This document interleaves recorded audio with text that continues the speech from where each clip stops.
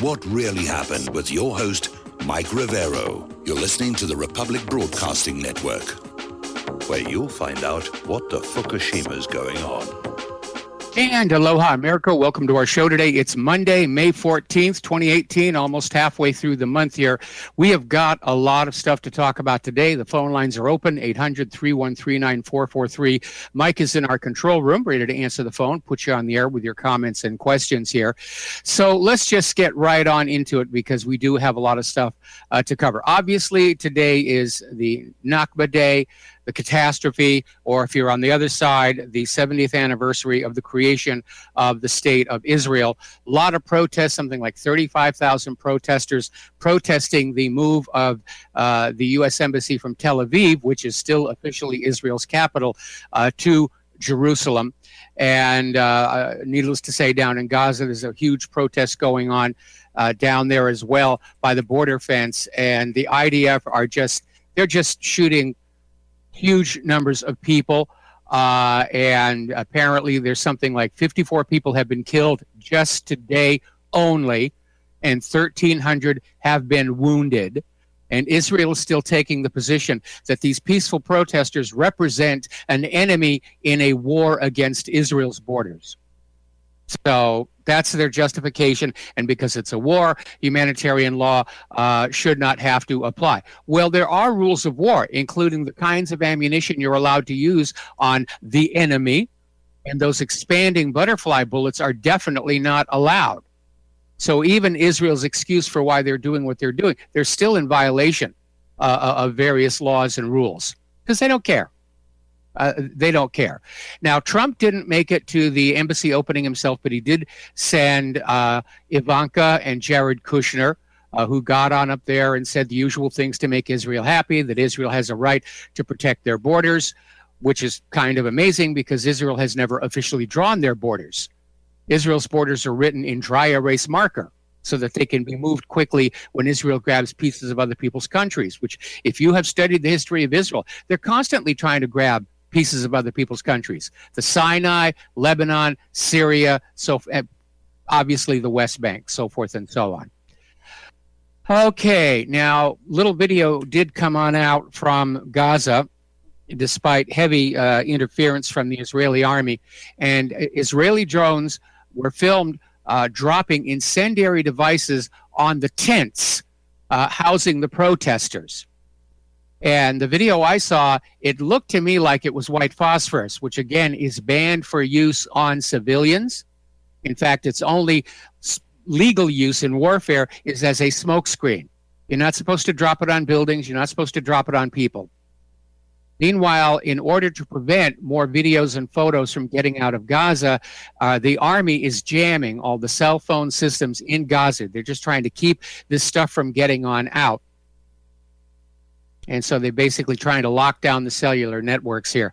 Now, one of the people who got shot is the Alaa Assad al-Swafari, 26-year-old peaceful demonstrator, and she was shot by an Israeli sniper. And the irony of this is because Israel won the Eurovision competition with a song that claimed to advocate for women's rights.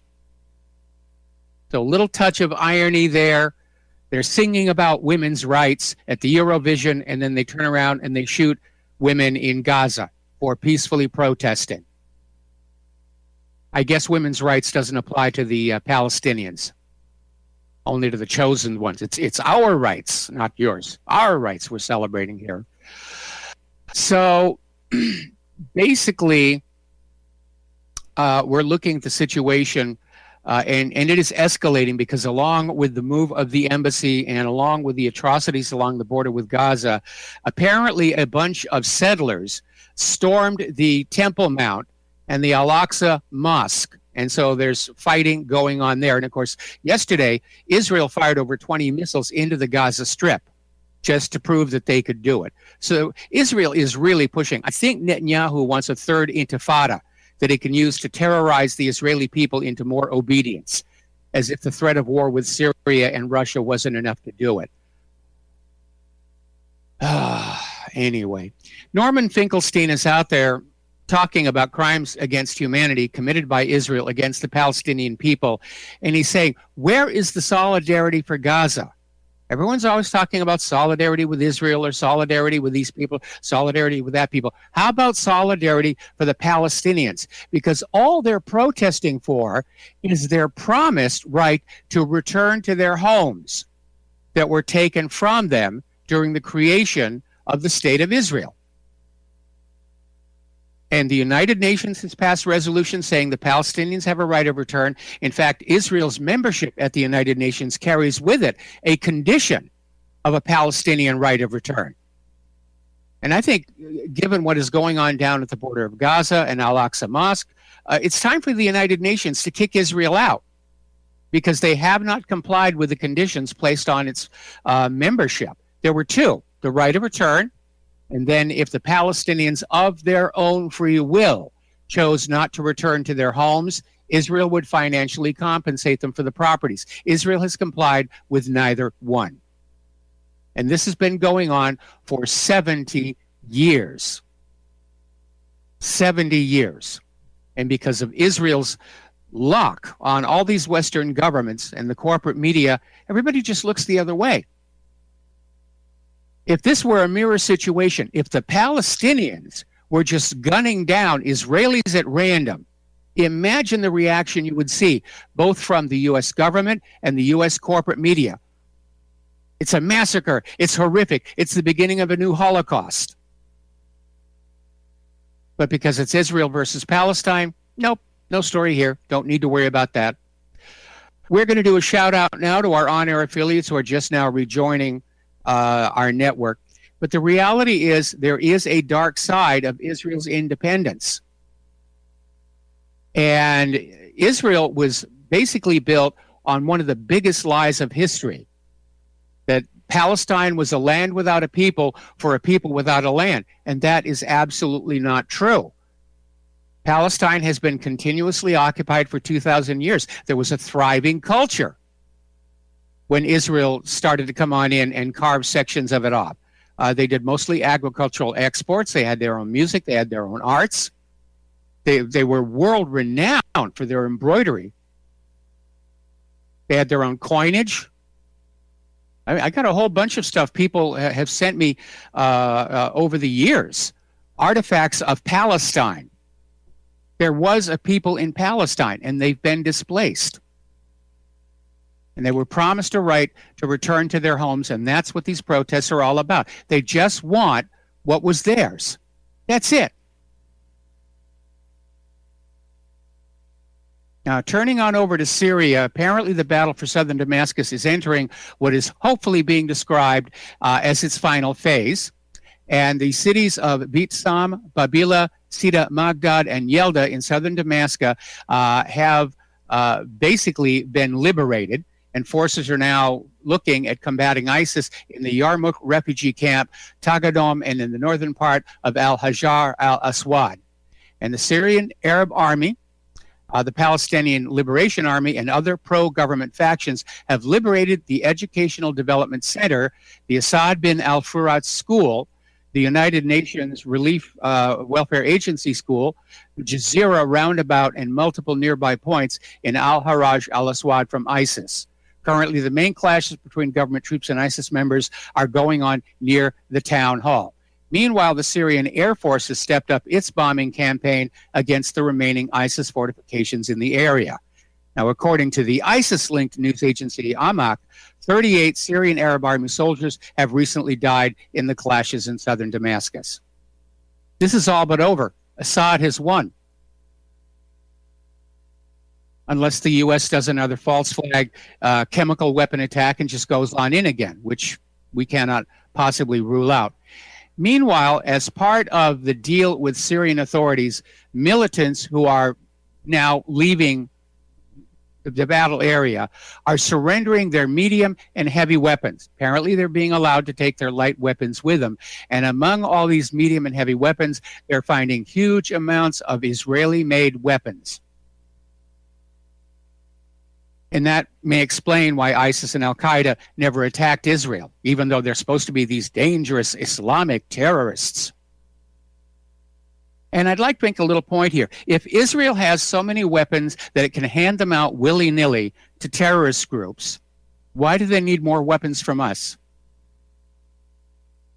Just something to think about. Meanwhile, the corporate media is out there just attacking and smearing any dissenting Syria narratives, and they really don't have an argument. So it's personal attacks, ad hominem attacks, and no less than 7 smear pieces were issued by prominent publications in a single day. You know, how can you doubt the rightness of the war in Syria? Are you an American? Are you a terrorist sympathizer? Have you stopped beating your wife? Kind of stuff here. Now, as you know, Trump kind of got caught in a little bit of a flip-flop, which never looks good to the electorate, because just before this false flag chemical attack in Duma, Trump had gone on TV saying he wanted to pull U.S. forces out of Syria, wanted to wind it all down, which sounded really good. And a lot of people said, yeah, we're all in favor of that. Then there was the gas attack and the war was back on. Then Trump came on out and said that what he meant by getting the U.S. troops out was to get a coalition of Mideastern nations to go on in and take the place of the American forces. Well, Egypt has refused. Egypt is saying they want no part of this mess. They didn't create it. They don't feel any obligation to clean it up. Russia is expressing their gratitude to Egypt for refusing to send troops into Syria because the U.S. wants it. It's another indicator. U.S. influence in the region is on the wane. It is weakening. Over in Iran, their foreign minister has embarked on a tour of world capitals, basically a charm offensive, to try and save the nuclear deal. He's going to speak with the P5+1 and say, P4+1, obviously the United States is out, and try and keep the Iran nuclear deal in place. Now, what's significant about this is obviously Iran wants to continue trading with these countries, and these countries so far are saying, yes, they're going to trade with Iran. They're going to ignore the U.S. sanctions.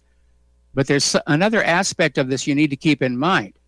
The reason Trump pulled out of the nuclear deal was all this talk about Iran wants to arm itself up, and Iran is a war power, and Iran is doing this, and Iran is doing that. So no less than 11 identifiable lies in his speech when he announced he was pulling out of that deal. But Iran isn't acting like a country that is becoming militaristic. They're trying to keep commerce going. They're trying to keep peace going. They're willing to stay with the nuclear deal. Now, John Bolton is out there saying that the U.S. may sanction European Union companies which trade with Iran. And I think the world is getting really sick and tired of the U.S. throwing its sanctions weight around. We're already hearing pushback from those European nations, including a threat of retaliatory sanctions against the United States.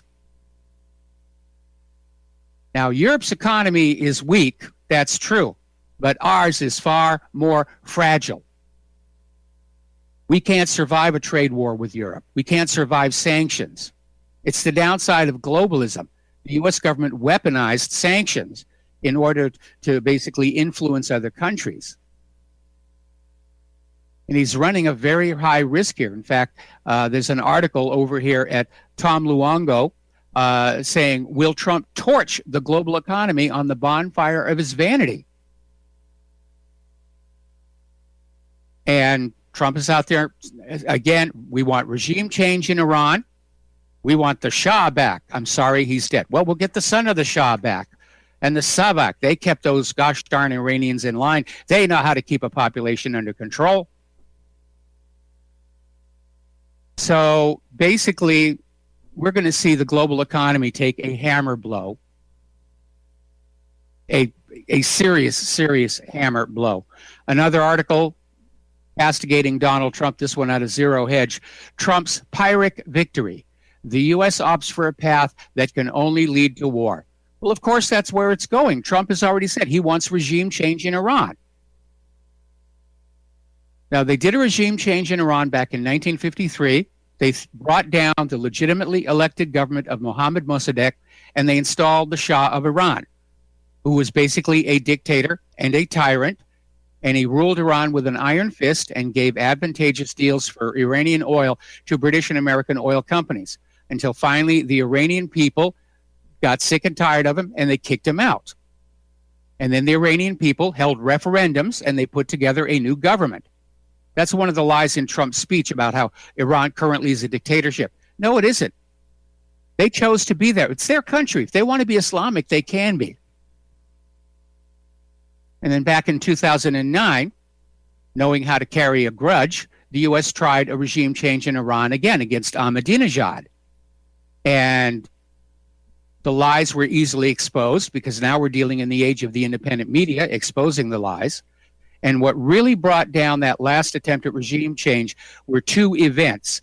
The first was unveiling the flag of the new Iranian Republic, which was the exact same flag that the Shah had used. And that woke everybody in Iran up as to what was going on. Then the son of the Shah got on TV and announced he was ready to resume the peacock throne. And that's when it all started to fall apart. So either by direct invasion or another covert attempt at overthrow, Trump wants regime change in Iran, even though it's not really up to him. It's up to the Iranian voters. Now, if they try a color revolution like they did in 2009, and if it fails like it did in 2009, then it will mean direct military intervention. And if you look at how long we've been in Syria, 7 going on 8 years, it'll take at least that long in Iran. And one of the consequences of Trump's reckless action is it's driven a political wedge between the European Union and the United States, a rather bad one. In fact, over in Germany, Der Spiegel had an illustration depicting Trump as a middle finger flipping off the European Union. It's actually a very nice graphic, by the way. So except for Israel and the neocons, nobody agrees with this. The consensus is the U.S. has gone rogue. And there's an article exactly by that name over at Information Clearinghouse, where Trump has basically just blown off our so-called traditional allies, France, Germany, and the United Kingdom, rented lips.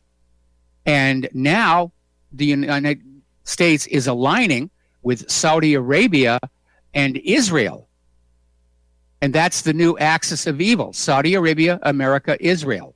It's a major realignment of U.S. strategic relationships. And here is what is really significant about that. The United States is no longer dealing with the first world. They're now dealing with, if you want to call it, the second world, if not the third world. Trump has lowered our status in the eyes of the rest of the planet. Now, over in Moldova, over half of the Moldovans oppose membership in NATO. They ran a poll and basically found that Moldova's integration into NATO and the EU is only favored by 38% of the country's citizens. Another 22% said Moldova should unite with Romania. So the luster is off the allure of NATO and the European Union. And it's obvious, you can see why. Europe's economy has just been drained by the European Central Bank. Their culture has just all been but obliterated by the refugee crisis. And as far as NATO is concerned, NATO is supposed to be a mutual defense pact, but instead it has become the aggressive arm in all these wars of conquest taking place across that part of the world.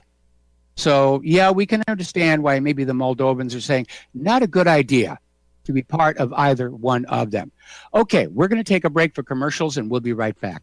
And aloha, America. Welcome back to the show here. And once again, we have to put on the beg. We need your help. If we're going to stay on the air, if we're going to continue to get the truth out, the big money is all on the side of the liars. That's the reality.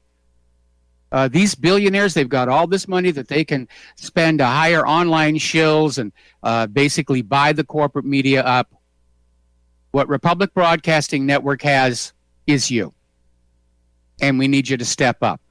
The postal address to send a check, money order, or if you prefer anonymity, cash, is Republic Broadcasting Network, 2251 Double Creek Drive, number 302, Round Rock, Texas, 78664. The phone number to pledge to become a recurring subscriber is 800-724-2719, extension 03. Getting on over to the Mediterranean, there is a Russian warship apparently tagging along with the USS Harry S. Truman, and apparently they're just keeping an eye on each other. The warship is called the Yaroslav Mudry, and it's keeping its distance, but it is basically just following the Truman around, keeping an eye on it. Over in Germany, Christian Lindner, leader of the German Free Democratic Party, is saying it's time to back off the tensions with Russia. No sane person wants to fight with Russia.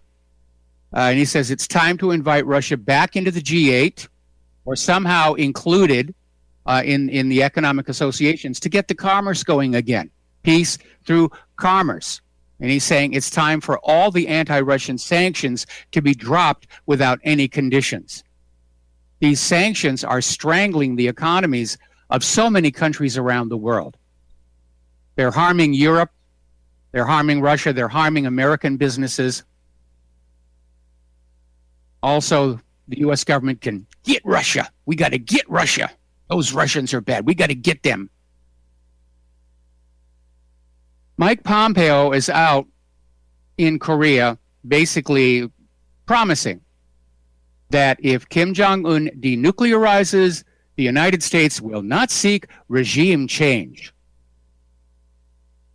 This is part of the run-up to the meeting between Kim Jong-un and Trump. And Pompeo's out there saying, no, if you give up your nuclear weapons and stop with the long-range missiles, we promise we won't regime change you. And if you believe that one, I have some of Saddam's nukes to sell you. And I can't believe Kim Jong-un would be that naive, especially looking at the histories of Iraq and Libya and so many other places that the U.S. has played the same game with. I'm starting to really think that right after the meeting with Trump, Kim Jong-un and Moon Jae-in are going to announce a rapid Korean reunification. And that will basically end any U.S. justification to be anywhere on that peninsula, north or south. Now, Pompeo was also holding out a promise of financial investment into North Korea once the nuclear weapons are gone. We're going to send investment over there. We're going to build factories. We're going to help North Korea build their economy. In other words, they're going to turn North Korea into a new source of cheap labor to export American jobs to. Now, North Korea, of course, is formally closing its nuclear test site. Not that they could ever use it for anything ever again. The whole mountain is just fractured from that last bomb they set off. But they are going to basically close all the tunnels with explosives and take down all the buildings, and they're inviting the world press to come and witness all of this. Meanwhile, apparently, people in South Korea are taking all of this peace talk seriously, and they're starting to buy up land right along the edge of the DMZ. All of a sudden, that's turning into prime property. And they're right. If that DMZ comes down, they're going to be in a great position. Open up gas stations and drive through kimchi shops and stuff for all the people who are going to be traveling back and forth. So, getting on to our domestic political situation here. John Brenner, who was CIA director under Obama, has gone on TV to go on the attack against Donald Trump. And Brennan appeared on MSNBC to discuss the Trump administration securing the release of 3 American hostages held in North Korea. Now, by the way, little side note here. You're going to see this on all the corporate media reporting about it. North Korea has freed the hostages. They freed the hostages. They were not hostages. They were arrested for espionage. But hostage makes them look sympathetic. Anyway, Brennan went on to say that Kim Jong-un was crafty and duped Donald Trump into believing him. So Brennan said, Kim Jong-un is very masterful and very smart. Isn't that weird? Just only a little while ago, they were saying the guy was a nutcase. Oh, well, change the propaganda. We got to take a break for commercials. We'll be back with a phone call after these few words. And aloha, America. Welcome back to the show. And we're going to go right to the phones. Dustin in New Jersey. Aloha, Dustin. Welcome to the show. What's on your mind? Yeah, Mike, I want to know why God blessed America.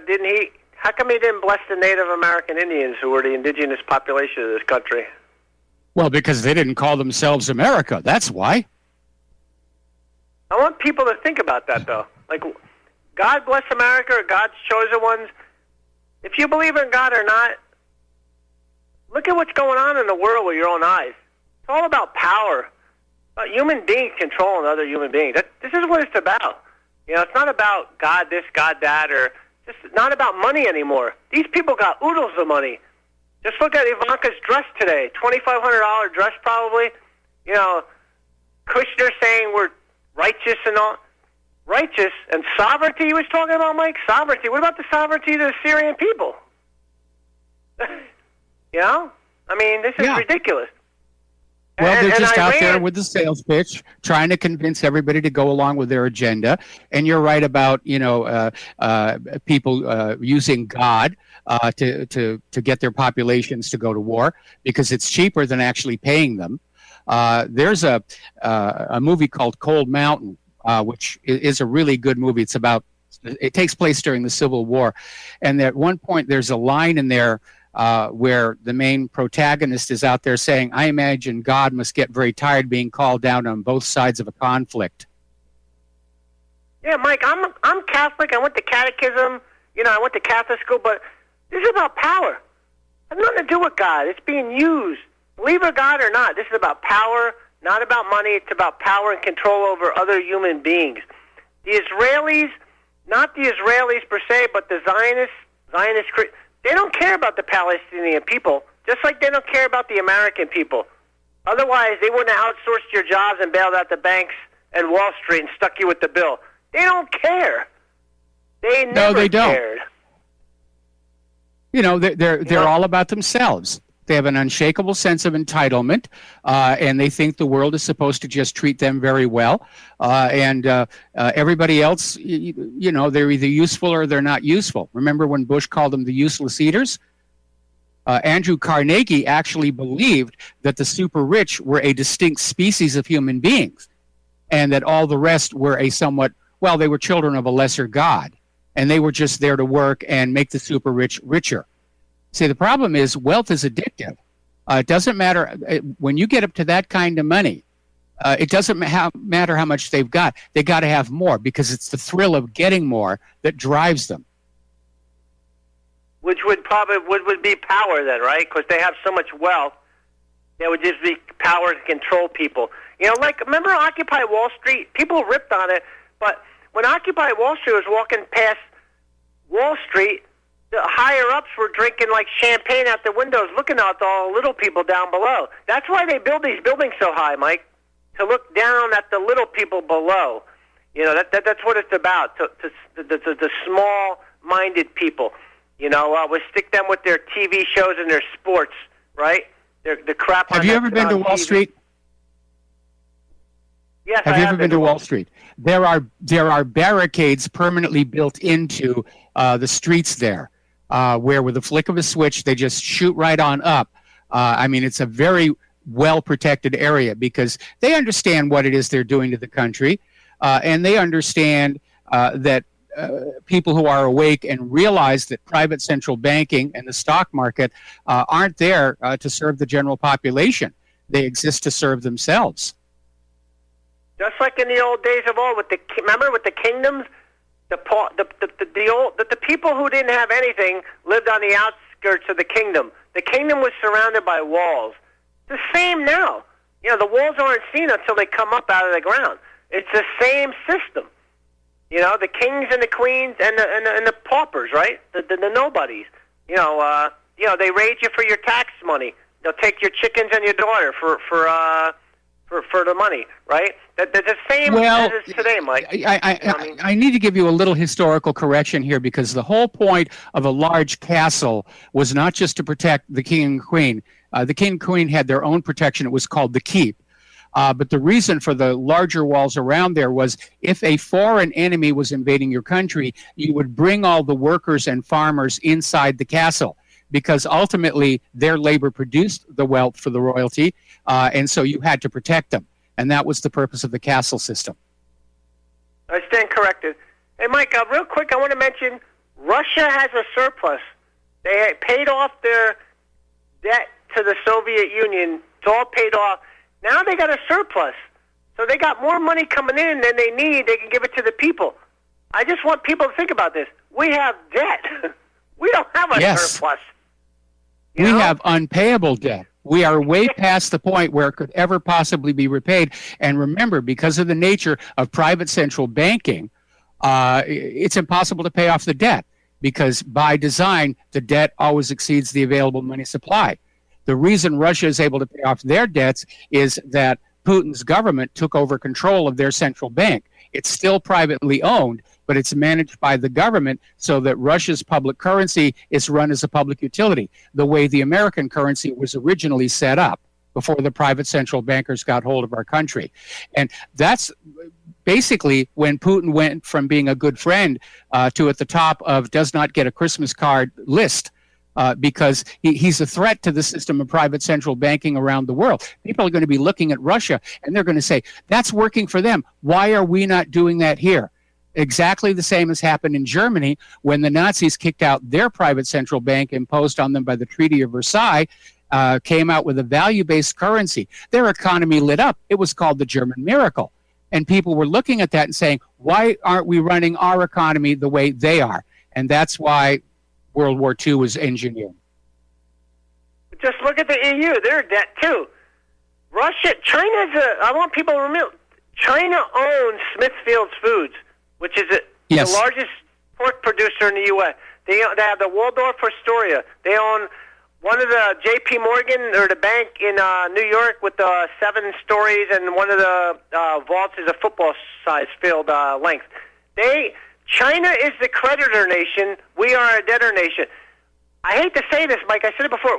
It's over for us. It's just we're a dying, us and the British and the UK and the EU, not all of it, but Germany might be the best of them all, but they're dying. That's why I bring in all the refugees in, trying to prop it up. That's it, man. I mean, it's over. It's just This is a slow grind, Mike. And I just hope it falls apart before we find ourselves in a nuclear war, because right now, with all these hotheads and psychotics in power in Washington, D.C., the only thing that's going to prevent a global war that will go nuclear is if the economy collapses, taking the federal government with it. That's all you need to say, and I have to say, Mike. Have a good show. All right, thanks an awful lot. We're going to switch over to Kevin in West Virginia. Aloha, Kevin. Welcome to the show. What's on your mind? Hey, Mr. Mike. I got a couple of things on my mind. I want to go back to what you were talking about with Kim Jong-un and Donald Trump. I agree that you are right, that Trump is being duped here. And I think he's being duped by his advisors, by stroking his ego, by saying, hey, you brought North Korea to the table. You're going to get a peace prize out of this, or a Nobel Peace Prize. Well, first off, I don't know who in the right mind would want that, because that Peace Prize, Nobel Peace Prize, has been I don't think it's worth anything now. I mean, they gave it to Obama for nothing, and look at all the wars that Obama started around the country. Do I think Trump is deserving of one? Yeah, absolutely. I don't know if Trump is deserving of one, of getting North Korea to the table. He has done a lot. I mean, look at his rhetoric.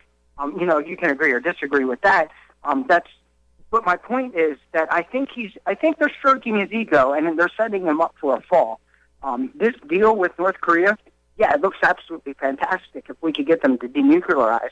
But like you said time and time again, every time the United States gets somebody to give up their weapons, it makes it easier for us to go in to attack. And I hate to see that. I mean, you have Pompeo, like you reported, you have Pompeo saying, hey, we're not looking for regime change. The first thing that I thought is, well, they probably are looking for regime change to make it easier to keep North and South Korea separated for the military-industrial complex to keep selling money, or keep selling weapons, not money. But, I was wondering, if you felt the same way, if Donald Trump was being duped in that sense, or is there another reason that he's being duped with this? Well, first of all, it's no secret that Trump is easy to manipulate. That's been coming out over the last several weeks. Apparently, he does succumb to flattery, and he is out of his depth on a lot of these international issues. So, at this point, I think he's definitely being manipulated. As far as his accomplishment in North Korea, it really is kind of moot, because had the United States kept their hands off Korea 5 years ago, they'd be reunified today, and there wouldn't be a nuclear issue or hostilities or anything. The United States created this mess, and now that it looks like the mess is cleaning itself up, Trump wants to take credit for it. Absolutely. And going into what Dustin was talking about with Russia and China, how I look at this, I look at beta fish, and I look at three beta fish. Two fight each other, and the one sits back, and then attacks the one that won, that's pretty well, scarred up from the previous fight. And I kind of look at that like Russia, China, and the United States. From what I'm understanding, I've been reading plans that there's plans for once Russia and China get their high-tech gear, that we are going to go to war with them, with the United States, Russia, and China and Russia being allied together. It's just that Russia and China hasn't got their weapons in order yet. And the timeline I'm looking at is 2020 and maybe 2022. But you're right, and Dustin's right. America, you're seeing the death throes of a dying empire. Now, when I'm saying that this global war that I'm talking about, I don't know if it's going to kick off, but the things that I have been reading looks like that's how they're going to bring the United States down, is in a few years with a nuclear war to stop the United States war machine. It has me a little afraid. I'm not going to lie, but I don't know if that's propaganda, if that's disinformation. I'm wondering if you're reading or seeing the same things that I'm seeing, or reading the tea leaves per se. I'm seeing pretty much the same thing that you're seeing, and again, I think it's going to happen sooner rather than later, because right now the U.S. government is in a race against the economy. Because if the economy implodes and the government doesn't have a villain to blame it on, or a war to blame it on, then the American people are basically going to be pointing their finger at Wall Street and Washington, D.C., as well they should. So I think, also there's the issue that the American people are starting to stand up and say, this has gone on long enough. We're starting to lose support among the European nations. And so I think if there's going to be a war against Russia and China, it'll happen sooner rather than later. All it's going to take is one hothead to really kick it off. I agree. Well, that's all I have for you, sir. I hope you have a great and wonderful show, and keep giving Miss Claire the best. I hope she's doing better and doing well. Yes, she is. She actually is. And thank you very much for your concern. We're going to switch over to Mark in North Carolina. Aloha, Mark. Welcome to the show. What's on your mind? Hey, how you doing, Mike? Doing great. Mike, what's happening in Israel now is fine. What they're doing to the Palestinians. And what disgusted me today was Alex Jones. He's supporting this. I expect this from the mainstream media supported. I don't expect from Alex Jones. Well, Alex has always been a supporter of Israel, and that ultimately was the reason why I left the Genesis Communications Network to come over here to RBN. But I mean, it was like listening to Fox News today, listening to him. And, last hour, Salente came on. I don't know how Salente even comes on anymore. To be honest with you, he's totally standing for different things than Alex Jones. He's for peace.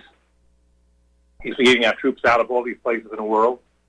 Jones is just backing up Trump. All he'll do now is he'll say Trump is good, he's great, he's this, he's that.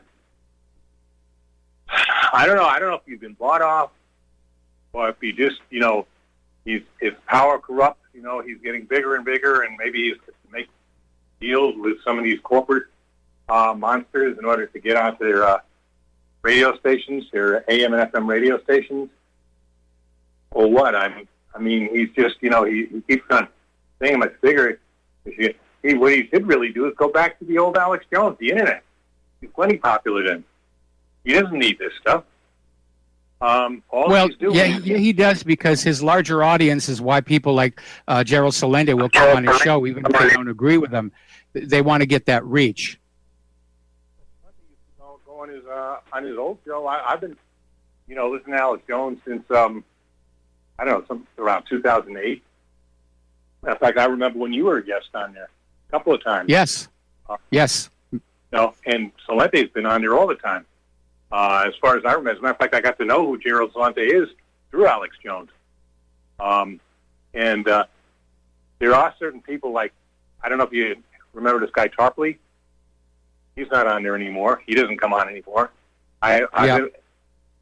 She came on a few years ago, but Cynthia McKinney hasn't been on in a long time. I don't know. I think the man is destroying his own reputation. He's turning out to be a hypocrite, and it's a shame, because when you think alternate media, that's the first guy that comes to mind. He does have, along with Matt Drudge, for example.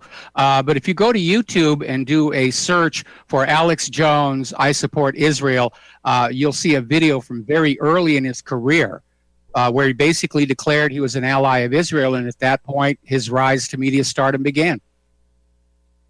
By the way, I just want your listeners to know, and you might want to look this up, Blackstone Intelligence. I don't know if you ever heard of it, but this guy's very good.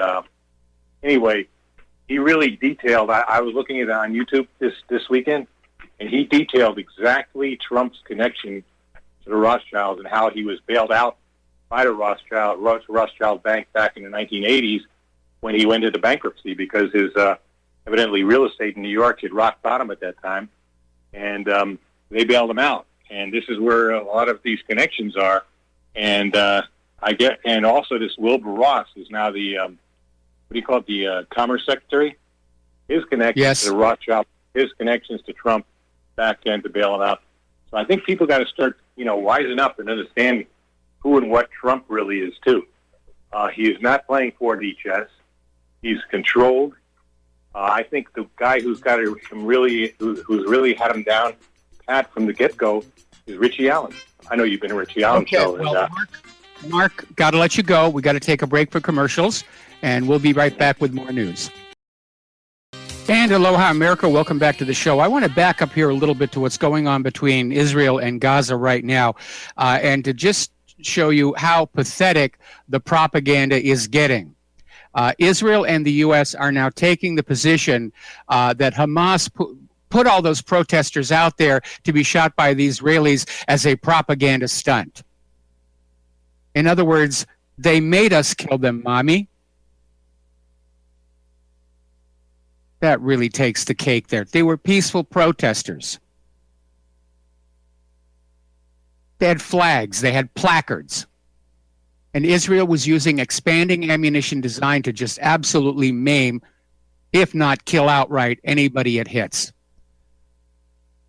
China has just begun testing the Type 001A, its second aircraft carrier, but the first to be built in China. They have one other carrier that they acquired elsewhere. It's 70,000 tons, and it can do 31 knots. And it's got the little ski jump on the front. And apparently this will carry 36 J-15 Hunters on board. So everybody's arming up for the coming war here. Now, Erdogan is saying Israel is pushing the Middle East into war, and it certainly does look like it. With all of these escalations going on all over the place, Israel's escalations into Syria, and again, to counter the corporate media propaganda, Syria didn't just uncork on the Golan with all those rockets. They were responding to the Israeli attack that happened just an hour after Trump pulled out of the Iran deal. Israel struck first. The corporate media is dedicated to portraying the Syrians as evil, and Israel as the poor, helpless victim. Because after all, a nation that has 400 nuclear weapons has to be protected and supported here.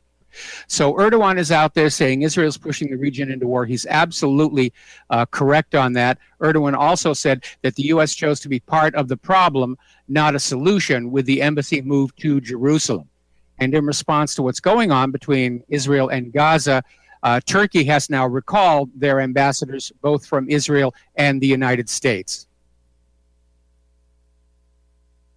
Speaking of ambassadors, the U.S. ambassador to Israel was president of an American charity that donated money to a Jewish group designated a terrorist organization by the United States. And this was reported in the Israeli media just days before he was due to open the new embassy in Jerusalem.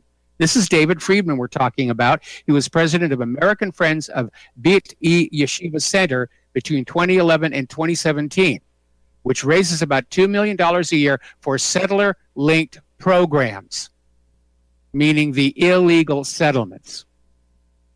Now, speaking of the illegal settlements, apparently the Israeli army has now installed 2 iron gates on roads leading to farmlands near Bethlehem, blocking the Palestinians from accessing their own land and setting the stage for a possible new illegal settlement. We'll be back after station identification. And aloha, America. Welcome back to our show, hour number 2. The phone lines are open, 800-313-9443. I have, in the past, returned to the topic of election fraud in this country. And it is a serious, serious problem. And I have to wonder why Donald Trump, who had to overcome massive election fraud to win the White House, seems rather unconcerned about the problem. Now, he did set up an election integrity commission, but that's been disbanded. Supposedly, the Department of Homeland Security is looking into the problem, but they are part of the deep state. So nothing's getting done. Now, over in Pennsylvania, Attorney General Josh Shapiro says 59-year-old Thurman George, a machine inspector at Poll 43/7, pled guilty to frauds by election officers. George, along with 3 other election workers, were accused of harassment and intimidation against voters who wanted to vote for candidates of their choice, but not the candidate being pushed by the city's Democratic Party machine. Minority Inspector Calvin Maddox previously pled guilty to not meeting the qualifications of election officers for living outside the district where he was working. Now, this incident happened during a special election in March 2017 for the 197th State House District.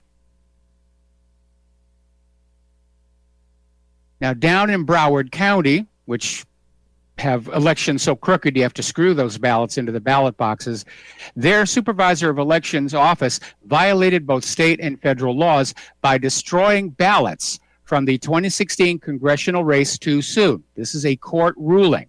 There's been a lawsuit involved. Now, based on the ruling, Florida's Department of State will send election experts to Broward Elections Office in the upcoming election to ensure that all laws are followed. Well, the damage is already done. Congressional candidate Tim Canova had sought to look at the paper ballots in his race following his loss to Congresswoman Debbie Wasserman Schultz in the Democratic primary. So Canova took election supervisor Snipes to court in June of 2017 when her office refused his request for the paper ballots, which are supposed to be, okay, hang on a second, word from the control room here.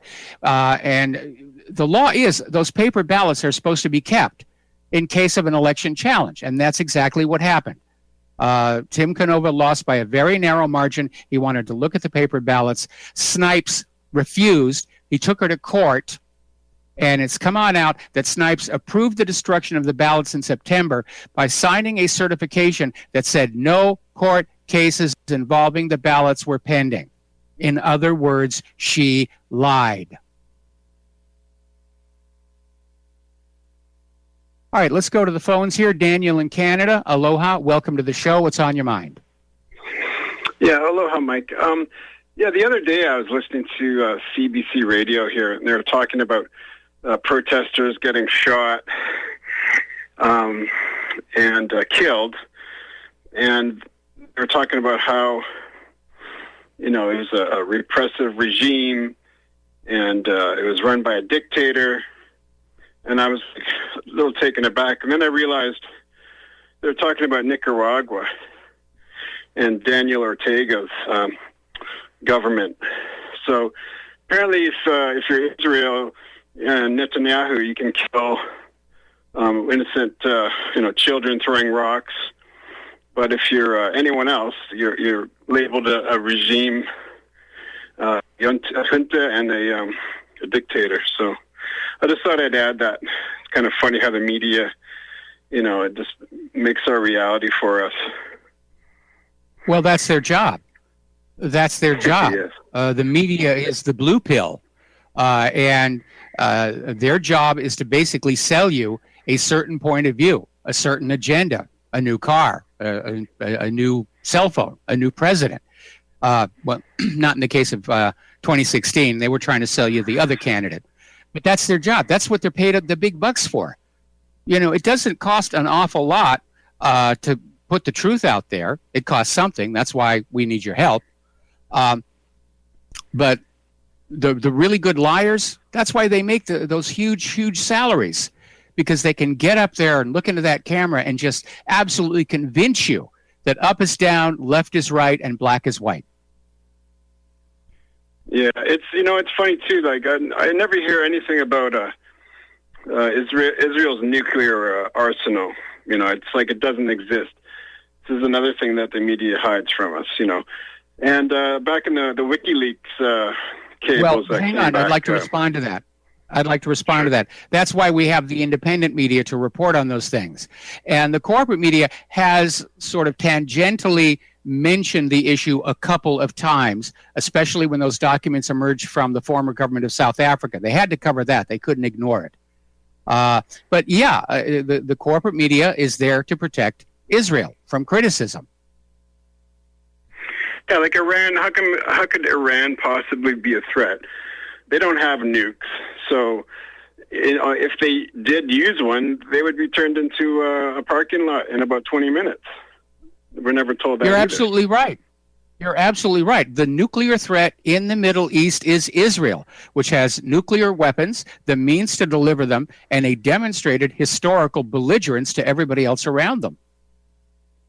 Yeah, and they don't even mention the fact that Netanyahu helped, steal some of that stuff from the United States with Arnon Milchan, back in the 1970s. So they got a lot of that stuff from here in the United States. There was that Numex scandal. They got the weapons-grade uranium for their first few nuclear weapons from right here in the good old U.S. of A. And everybody who was supposed to prevent that kind of thing from happening just looked the other way.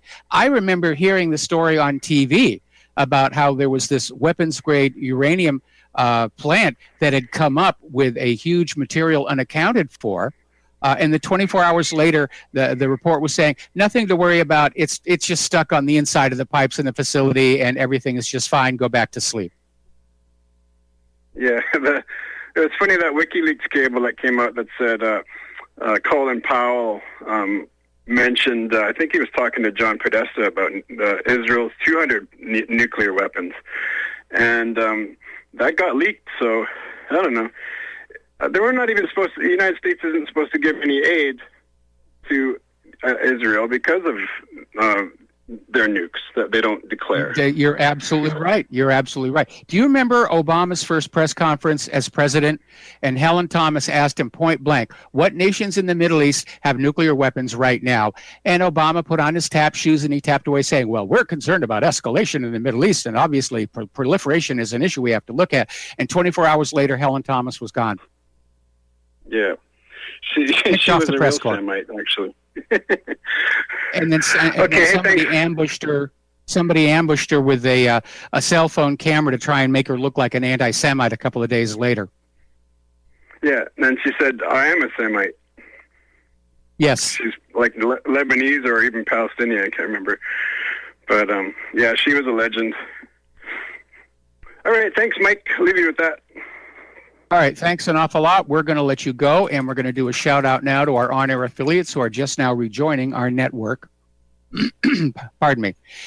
Continuing with the domestic politics here, story coming on out from 12160, basically saying that the primary motive appears to be for this Trump-Russia collusion story was to undermine his transition and his presidency right from the very start. And frankly, if you pull back from how high up in office these people are and how much money they make, they're really behaving like a spoiled child. And the most spoiled child of all, of course, is Hillary Clinton, who was absolutely convinced that she had a lock on the Oval Office until the American people stood up and voted so overwhelmingly for Trump that it swamped her fraud. It swamped the illegal immigrant election voters, swamped the rigged machines. And apparently Hillary beat up Podesta that night, if I recall correctly. Couldn't even give a concession speech when she finally showed up on TV. She looked like, well, she did not look well. She looked like at least a case of vodka. But that's what it was all about. Trump-Russia collusion to undermine the transition and start to undermine his presidency and try and find some way to bring him down. Now, I don't know why, because they're not going to take Trump out of office and give it to Hillary as the runner-up. It doesn't work that way. If Trump is kicked out of the Oval Office or something else happens to him, Mike Pence steps on in. And again, I don't understand why there is still this fury against Donald Trump, because he's giving the deep state everything that they want. He has just caved on all of these issues. And I'm starting to think that all of this Robert Mueller stuff, it's just pure spite. They want to prove that they are in control of the government, and to heck with whoever thinks they're the president. We're really in charge. Now, the big scandal that's coming on now is that there was at least one FBI spy in the Trump campaign. There may have been as many as 3. Republican Representative Ron DeSantis of Florida thinks he may know the identity of at least one of them, but he says there needs to be an investigation, because the FBI is not supposed to spy on political campaigns. And if they were spying on Trump, where was the information going? Was there an ongoing FBI investigation into the Trump campaign? Or were they stealing the information to give to Hillary's campaign? And that, too, was something that was part of the Watergate scandal. The use of intelligence agencies to spy on the Democratic candidates during the primary season and wreck their campaigns so that Nixon could run against George McGovern, which he knew he could just steamroll over. And he did. It was the largest election margin, victory margin of a midterm election or second-term election of any president in American history. But it's all illegal. Now, if you are a truth activist, you've probably heard the pejoratives, oh, you're a conspiracy theorist. The phrase conspiracy theorist was actually invented by the CIA in the wake of the John F. Kennedy assassination as a dismissive for anybody who was asking embarrassing questions, of which there were so many. And so rather than try and actually address the questions because they couldn't, they would say, oh, you're just being a conspiracy theorist. Conspiracy theorists, go away. Nobody's listening to conspiracy theorists. And that was followed up by the idea that, oh, you're just being paranoid. You're into conspiracy theories because you're paranoid. Don't be paranoid. Obviously, the implication being that anybody who wants the truth over the lies is somehow mentally ill, which is something Stalin used to do in the Soviet Union. If you questioned the Soviet Union's policies, they would declare you mentally ill to discredit you, throw you in a mental hospital. So that even if you managed to get on out, nobody would ever listen to you ever again. Oh, he's a nut job, or whatever the Russian equivalent of that is. However, there's a study that just came on out from the European Journal of Social Psychology that said conspiracy theorists are not, in fact, paranoid. They don't fit the classic definition of paranoia. Paranoia is when somebody feels that everybody in the world is out to get them. And that's not what conspiracy theorists are thinking. Conspiracy theorists are pointing to the evidence that certain powerful individuals are out to get the rest of us. It's almost a diametric opposite. So if you think you're a conspiracy theorist or you're proud to be a conspiracy theorist, that should relax you a little bit. Over at the Fox News channel, apparently retired Air Force Lieutenant General Tom McInerney made a comment about Songbird John McCain. Now, that is an established fact. John McCain cooperated with the North Vietnamese. He made propaganda tapes for them. Some of them have surfaced on the internet. You can hunt them down if you want.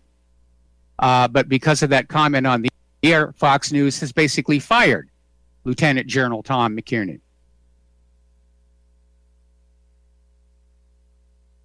Now, getting on to the economic news. U.S. Treasury shorts hit a record high as foreign banks dump bonds. And it's been a real roller coaster ride for the rates. And it didn't stop large speculators adding to their record high short positions. Apparently, a lot of people are thinking that the bonds may take a bit of a tumble. And there is a Treasury bond bubble. Because every time the U.S. government needs to borrow more money, and they're borrowing like crazy, the U.S. Treasury will print up a Treasury bond, which will be taken over to the Federal Reserve, which will then basically create the money out of thin air for the U.S. government to spend. There are two problems with that. First, when the total amount of money in circulation grows, the value of individual dollars declines. That's called inflation. And that's why you're already seeing prices go up at the gas station and especially at your supermarket. It's kind of a way of collectively robbing the entire population for the money the government wants to spend. Or if you prefer another term for it, it's a hidden tax. Inflation is a hidden tax. The other problem, of course, is that they've made so many of these Treasury bonds, they can never be redeemed. Because what backs a Treasury bond? What backs a Federal Reserve note? Your future slave labor, because that's what a Treasury bond says, that somewhere down the road, the government will take money away from you without giving you anything for it and give it back to the private central bank. And by the way, little footnote, you're not allowed to create your money out of thin air. They will put you in jail for that. It's okay for the Federal Reserve to do that, create money out of thin air, but not okay for you, which should tell you the pecking order of things in this country. It's estimated that by 2020, over half of all personal income taxes will be used just to service the national debt. And by service the national debt, they don't mean paying down the principal. There hasn't been a payment on the principal of the U.S. debt in decades. It's merely paying the interest.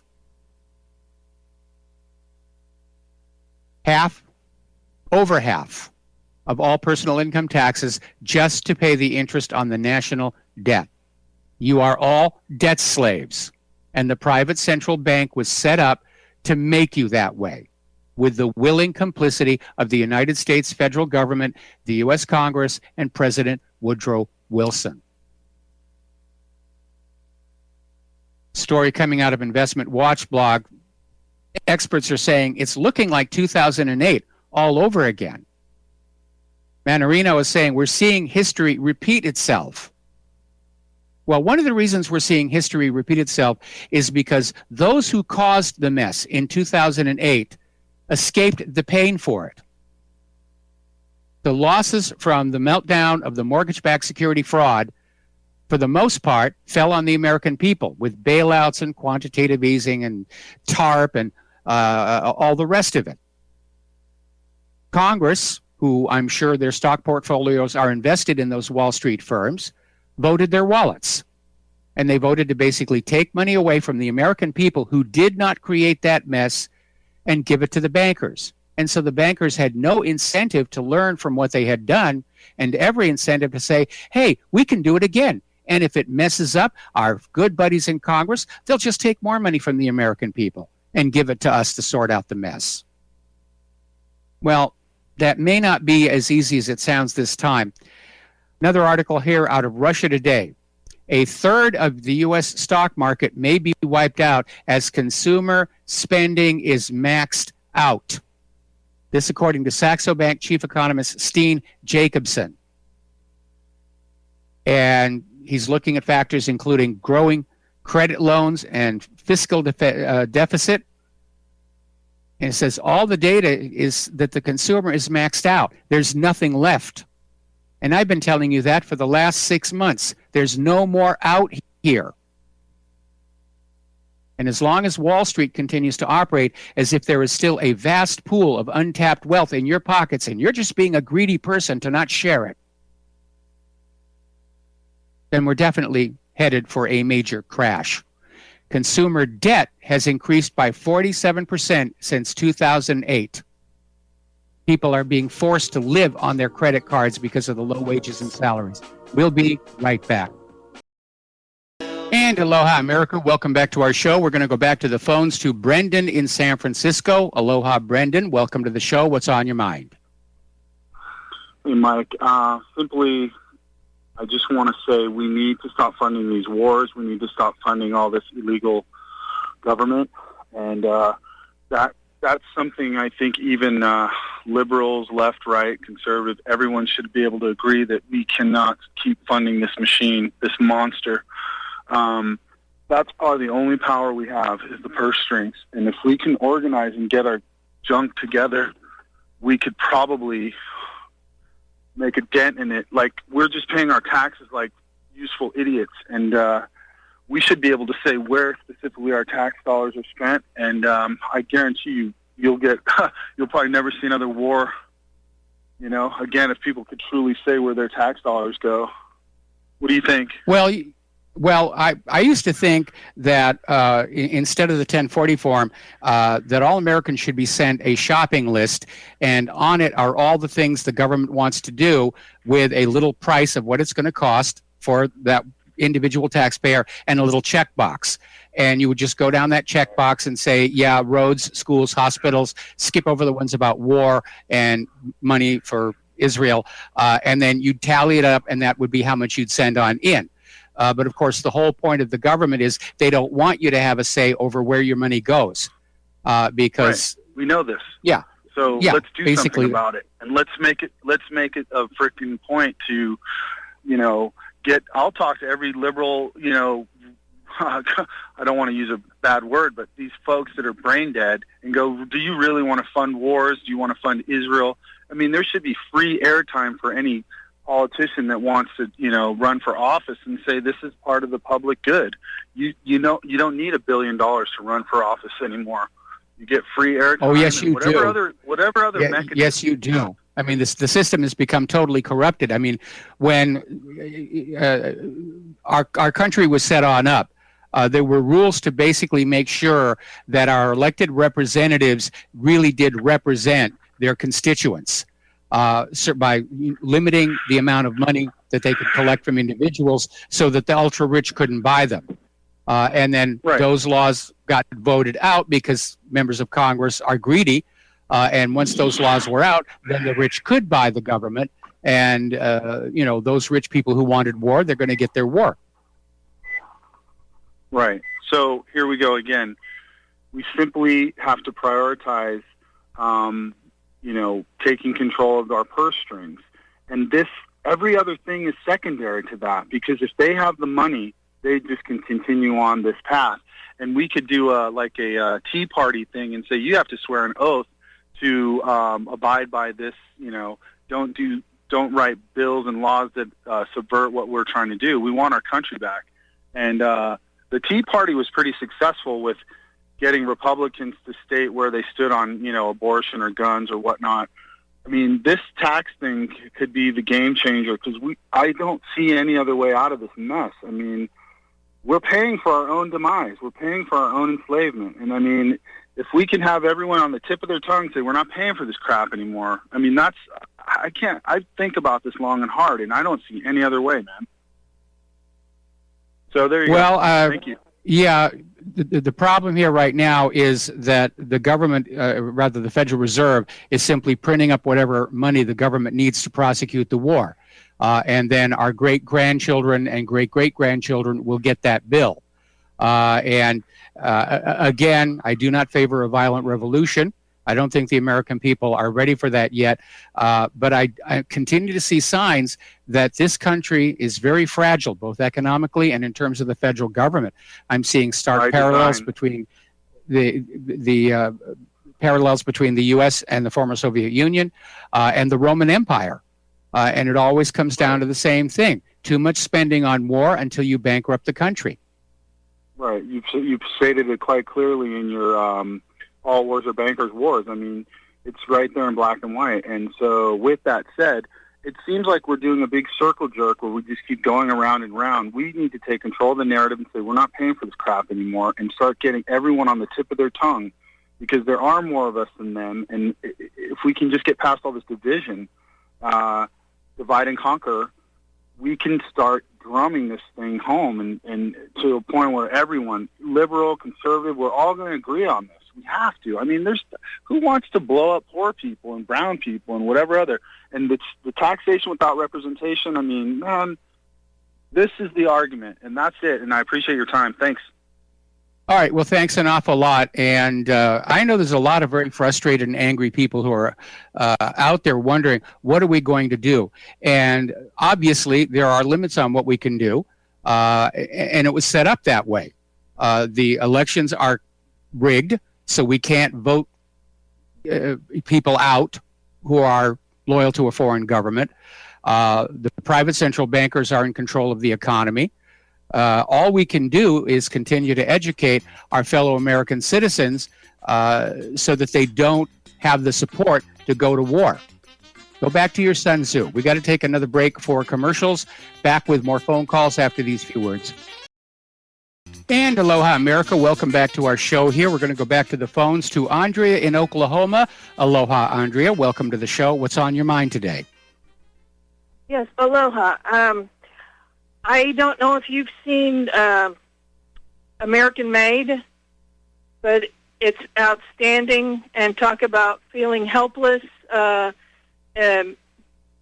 the back money coming from the government, how they went and found Mr. Seal to run whatever they wanted. And it's a very incredible 5-star movie, if not above. I held off watching it considering 2 pilots were killed just making it, but I finally watched it and was, gritting my teeth at the end. Of course, he's expendable, but all the money that our country was making, and it was, and I take a look at Google Map, Mena, Arkansas is still booming. Of course, he opened tons and tons. About, he opened all these banks just so he could put his money. He was laundering money. It's a shame he didn't buy hotels, and he opened banks in Miami. But our government is so deep into this, and they have not let up. They have gone full, speed since this movie was made. Okay, Andrea, I need to give you a couple of corrections. First of all, Seal didn't keep all that money himself, and it wasn't the country that was making the money. It was the Central Intelligence Agency. It was an off-the-books operation where the CIA needed a source of funds that did not come from the Congress and was therefore free of congressional oversight, so that they could conduct black operations that nobody knew about. They'd been doing the same thing back in Vietnam with their heroin smuggling into the United States.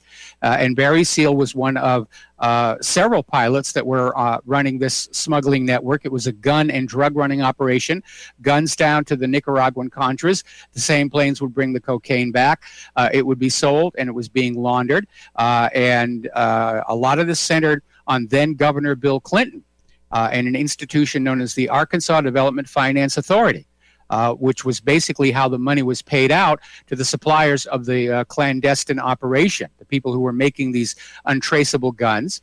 They were given these business loans by the Arkansas Development Finance Authority, which were then just written off. And that was the money machine. That's where it was all coming from. And they were laundering that money through land flip deals like Whitewater, Flowerwood, Castle Grande, through banks like Madison Guarantee, and through whatever it is that Barry Seal set on up. But I know the movie glamorized him and didn't go far enough into the connections to Bush and Clinton. But he really was just an errand boy, very highly paid errand boy, but he was an errand boy. And then he got caught by the DEA and got caught in a war between DEA and CIA.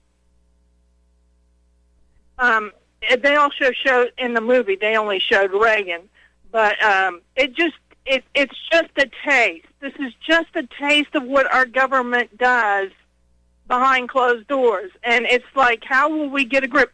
Whenever I file for taxes, I get my money back. I don't ever always claim one, so I never have to pay the government and now since, I had that one, I haven't worked since October of 2016, and it was just having that conversation at the coffee pot about 9/11, and I threw in about, the Larry Silverstein, the dancing Jews, and the van full of bombs, and how they were, taken back to Israel, and nobody's been, nobody's looking in that direction. And I mentioned that about the BBC standing in front of Building 7, and I haven't been hired since. And I'm a drafter, I'm a graphic illustrator, I can do websites, but nobody will hire me. I guess I've really been blackballed just by mentioning that.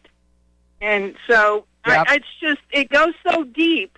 Who knows how deep it goes, and it will be hard to pull up the reins if we ever, are able to pull up the reins.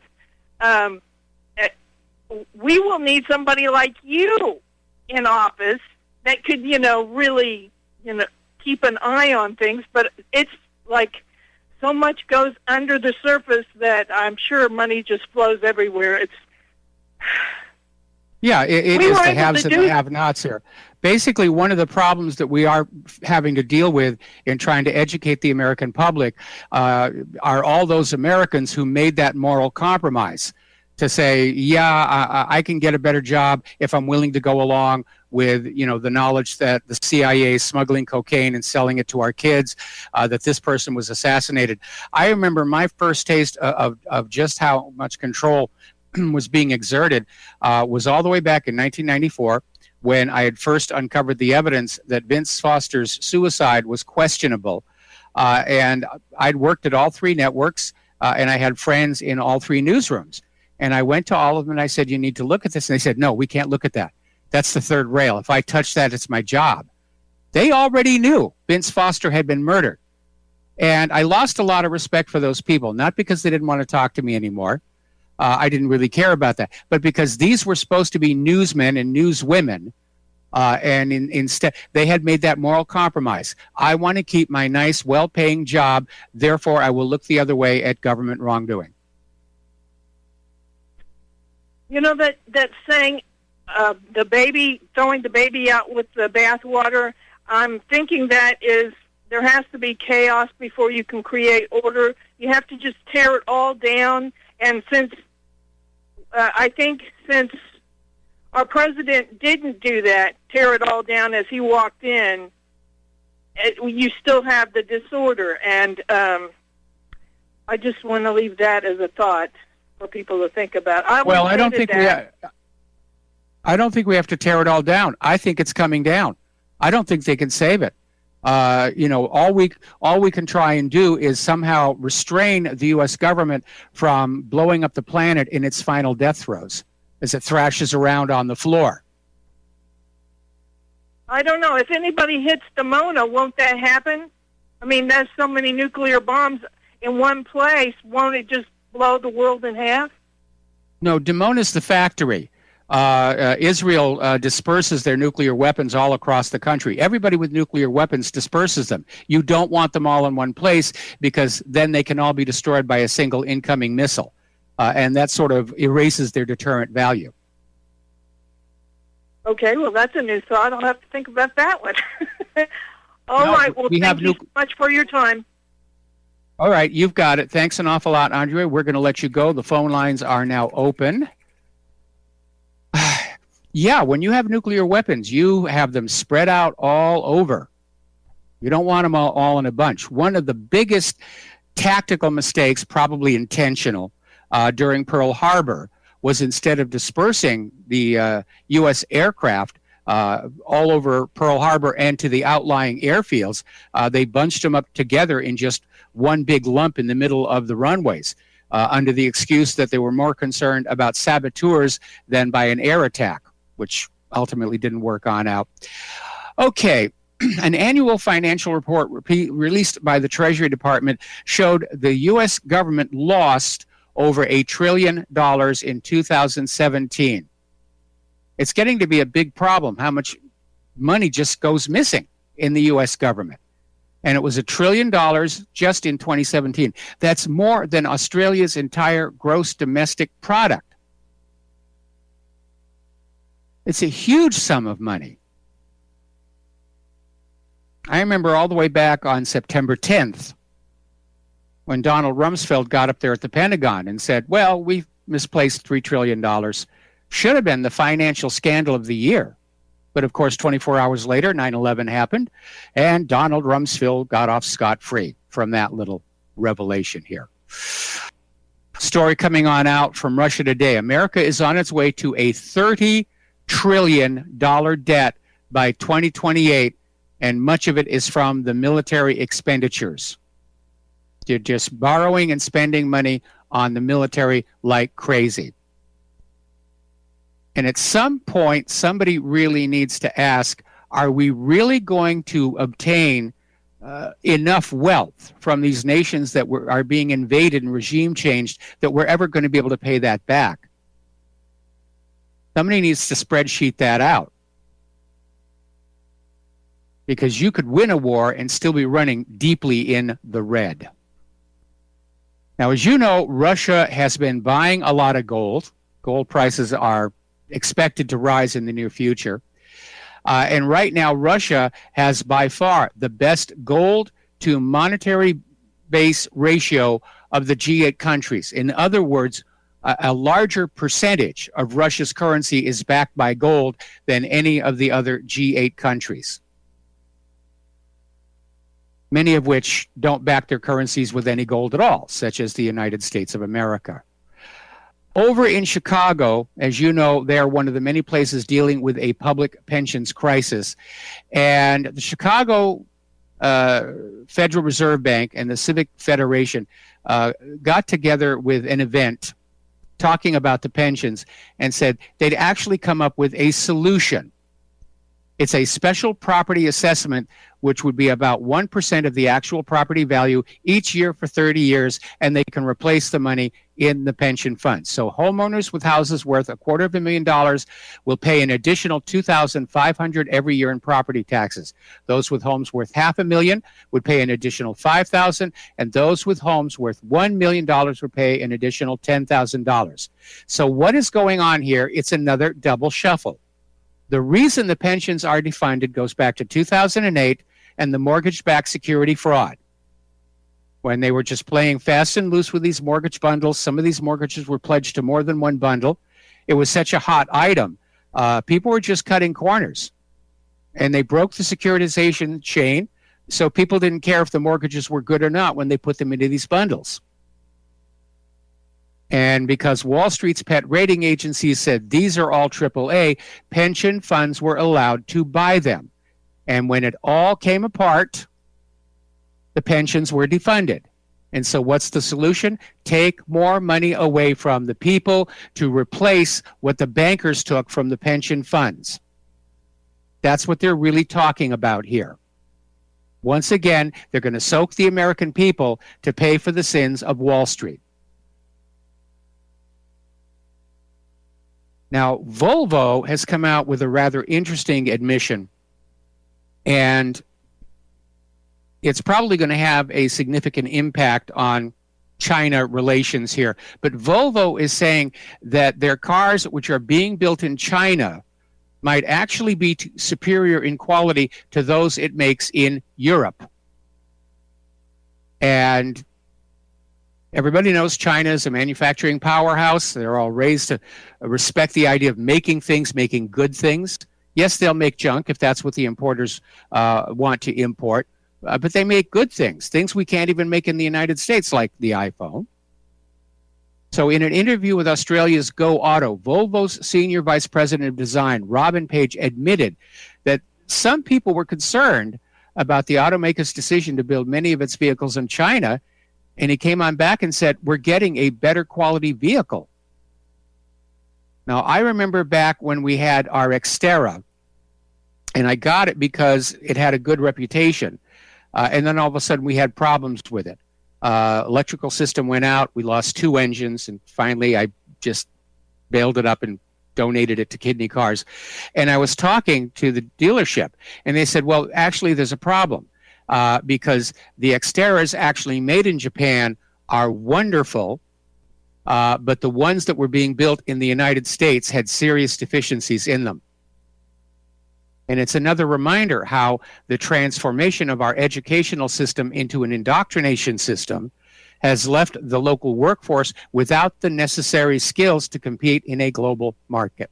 All right, let's take a phone call. Errol in the Netherlands. Aloha. Welcome to the show. What's on your mind? Thank you for taking my call, Mike.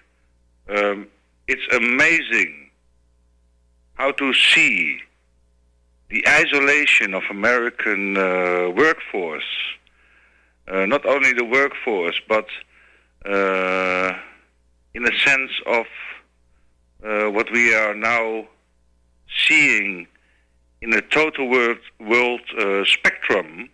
The spectrum is normally that we are not only, but anymore, in an unipolar world. We are now in a multipolar world, and that is what America sees to fail to see. And what we are seeing now with Iran happening, with the non-proliferation treaty, the people that are not in the non-proliferation treaty, it's also Israel. So Israel is dealing the cards for the United States and putting it back to Europe. And Europe, look at how many workplaces they are lost now with the GCPO. Yes. They just killed so many workplaces in America, in Europe, to just block the GCPOA. It's amazing. I was like, what are they doing? This is a total isolation of America and Israel. So Israel, America, and I think even Great Britain are now at a point that they are isolating themselves. This is beyond stupidity. I agree. You know? Absolutely agree here. I mean, neither Europe nor the United States has the surplus jobs to lose. I know we're told it's a 4% unemployment rate, which is a flat-out lie. We have almost 100 million Americans willing and able to work who have not been able to find jobs for months, if not years. And then we have all of these illegal immigrants and refugees pouring on in, making the situation worse. And to undertake an action which results in American companies having to lay workers off, like Boeing, it clearly shows that nobody in Washington, D.C. is maintaining an overview of what's best for the nation as a whole. And that's supposed to be Trump's job. Everybody in Washington, D.C. is out for their own little agenda. I got to take care of the Federal Reserve. I got to take care of Israel. I want to get a war with Iran. And that's all they're thinking about. Yeah. Anyway, Errol, I got to let you go. Amazing. We got to do a commercial break. Thank you very much. We'll be right back. And aloha, America. Welcome back to the show. We're talking about the economy. We're talking about China. And again, backlash from Trump pulling out of the Iran deal. Iran has ditched the U.S. dollar in oil trade. And as a result, China's petro yuan is just roaring into action. So Trump just wanted to make Israel happy. and he didn't think it all the way through. If there is one job that the president is supposed to do, it's maintain the overview of what's best for the nation as a whole, and not just cave in to special interests, cave into Israel, cave into Wall Street, cave into the big pharma, because we can see what it's doing to our country. We can absolutely see what it's doing to our country. Now, Trump appears to be backing down on the China trade threat, and he's instructed the Commerce Department to find some way to rescue ZTE, which is a manufacturer of cell phone handsets. And they're basically trying to make nice. And the reason Trump may be backing off this trade war with China is because China is a huge consumer of U.S. pork and automobiles. And that could really hurt us if those get tariffed. The U.S. cannot win a trade war, both because of the lack of manufacturing and because of that debt problem. We don't have the economic resiliency to ride out a trade war. Now, down in Venezuela, things are getting really, really bad, and you should study that, because let me rephrase, when the U.S. economy collapses, it's going to be that bad here. And thousands of Venezuelans are now pouring across the border into Colombia, and so now Colombia is starting to feel the strain of those refugees. They don't have jobs for them all. The economy takes time to adjust to a growth in population, and if that growth happens too quickly, the economy can't accommodate it. Now, Brussels is planning they're calling it a transition extension. And basically, Brussels is trying to write this into Britain's Brexit deal, and it will delay the transition by 6 months.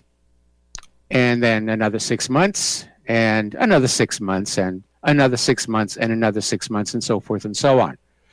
The House of Lords in London is arguing for the same thing. We shouldn't have to abide by that original deadline deal to leave the EU. I mean, why is everybody in such a rush here? We'll just ask anybody who lives anywhere those refugees pouring in through the Channel Tunnel are showing up. Remember, it came on out, apparently quite a few members of the House of Lords are getting huge financial subsidies from the European Union. Can you say conflict of interest? I knew you could. We'll be right back. Show hour number 3. The phone lines are open, 800-313-9443. And I know I keep going back to this, but there are some new developments. And with the situation in Israel and Gaza, Netanyahu is now trying to defend what is now already being called Bloody Monday by saying that Israel has a right to defend its borders against the terrorist organization Hamas, which is trying to send thousands of Palestinians into Israel to wipe Israel off the map. Now, to underscore just how silly that is, the Palestinians don't have weapons. Some of them have slingshots. That's about it. The Israelis have sniper rifles, body armor, mortars, tear gas, incendiary bombs, all the way up to nuclear weapons. This idea that the population of Gaza represents some kind of an existential threat to Israel is total, utter, kosher bovine excrement. Netanyahu realizes he's got a PR problem on his hands, but every time he opens his mouth, he's just making it worse. All right, let's take a phone call. Eric in Tennessee, aloha. Welcome to the show. What's on your mind? Michael, you've always said that all wars are bankers' wars. Yes. And the banking problem are the bankers. And the solution to the problem are the cryptocurrencies, because they're not under the hand or under the control of the bankers. Oh, well, let me back up here a little bit. Let me back up here a little bit. The problem are the private central banks, which are essentially legalized counterfeiting operations. They create the money out of thin air and loan it into circulation at interest. Your ordinary depositor bank, like you're probably doing business with, that's actually a very useful tool to organize the capital of a community and make it available for development projects that could not be funded by the individual. I just wanted to get that clarification out. And I understand the theory behind cryptocurrencies. My concern is that we have seen so much manipulation and hacking into the wallets. The bottom line for me is it doesn't have a currency. It doesn't have a commodity base, and we've got to have a currency. Yeah, can I ask you a question about the Hawaii law they just passed a while back? Well, it's been a couple months now, and they outlawed cryptos or outlawed Bitcoin. They outlawed having a wallet inside a cryptocurrency wallet inside Hawaii. They can't legislate for the other states, of course. And I was never really enthusiastic about the cryptocurrencies anyway, because they do have the smell of tulips about them. And there are enough major... Have you heard about the...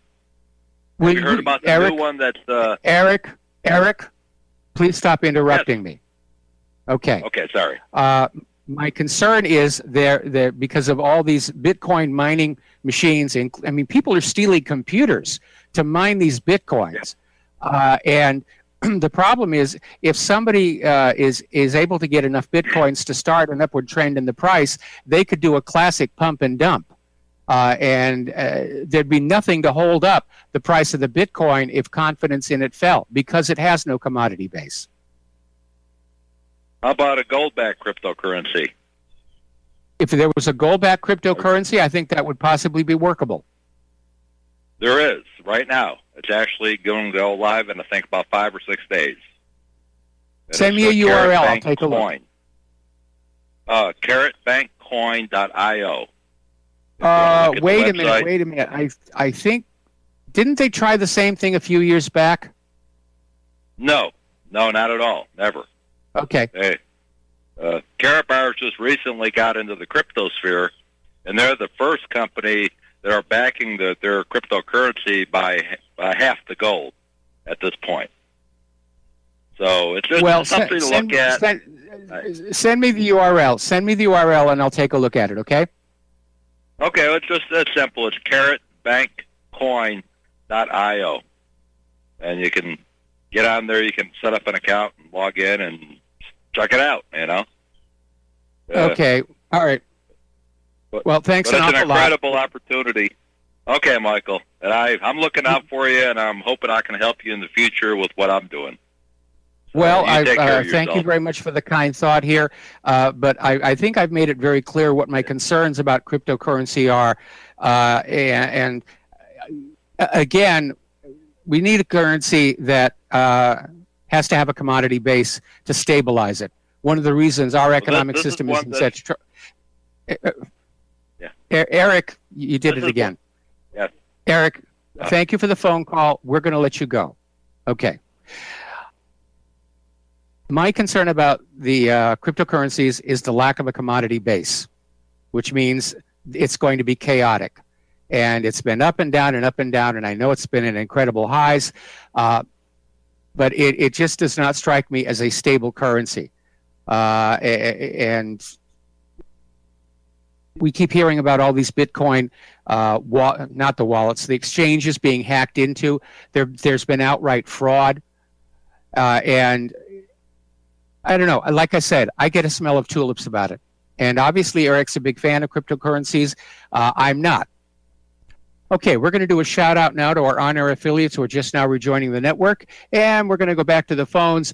Dave from Wilders, Indiana. Aloha. Welcome to the show. What's on your mind? Aloha, Mike. How are you? I'm fine. Okay. You know, I don't want to get you off topic too much, but I would like to talk about Bobby Seale. Okay. Okay. Have you ever seen the film called Double Crossed with Dennis Hopper? You mean Barry Seal? Barry Seal, right. Okay. No, wait a minute. Yes, I think I did see the movie Double Cross. Yeah. Now, this is a cocaine. This is a movie that Tom Cruise tried to do. He completely botched. But the real truth is pretty much what you saw, what you'll see on that film. Well, it was part of the truth. It wasn't all of it. If you want a really good examination of what was going on, there's a book out there called Compromised, Clinton, Bush, and the CIA by Terry Reid. And Terry Reid was one of the pilots who flew these smuggling runs. And it's a big, thick book. It's going to take you a while to get through it. Don't look for it at your local bookstore. You're going to have to order it online. But it is out there. And if you really want to know what was going on down at Mina, you need to look at that. Also, I have a Mina page myself, which you can find by going to the little sub-menu in the gray box at the top. Yeah, I have a relative that lives in that area, and she has told me quite a bit about what was going on. So it's true. Yeah, it's most definitely true. I've had a lot of people who've contacted me and said, "Yeah, we live around there.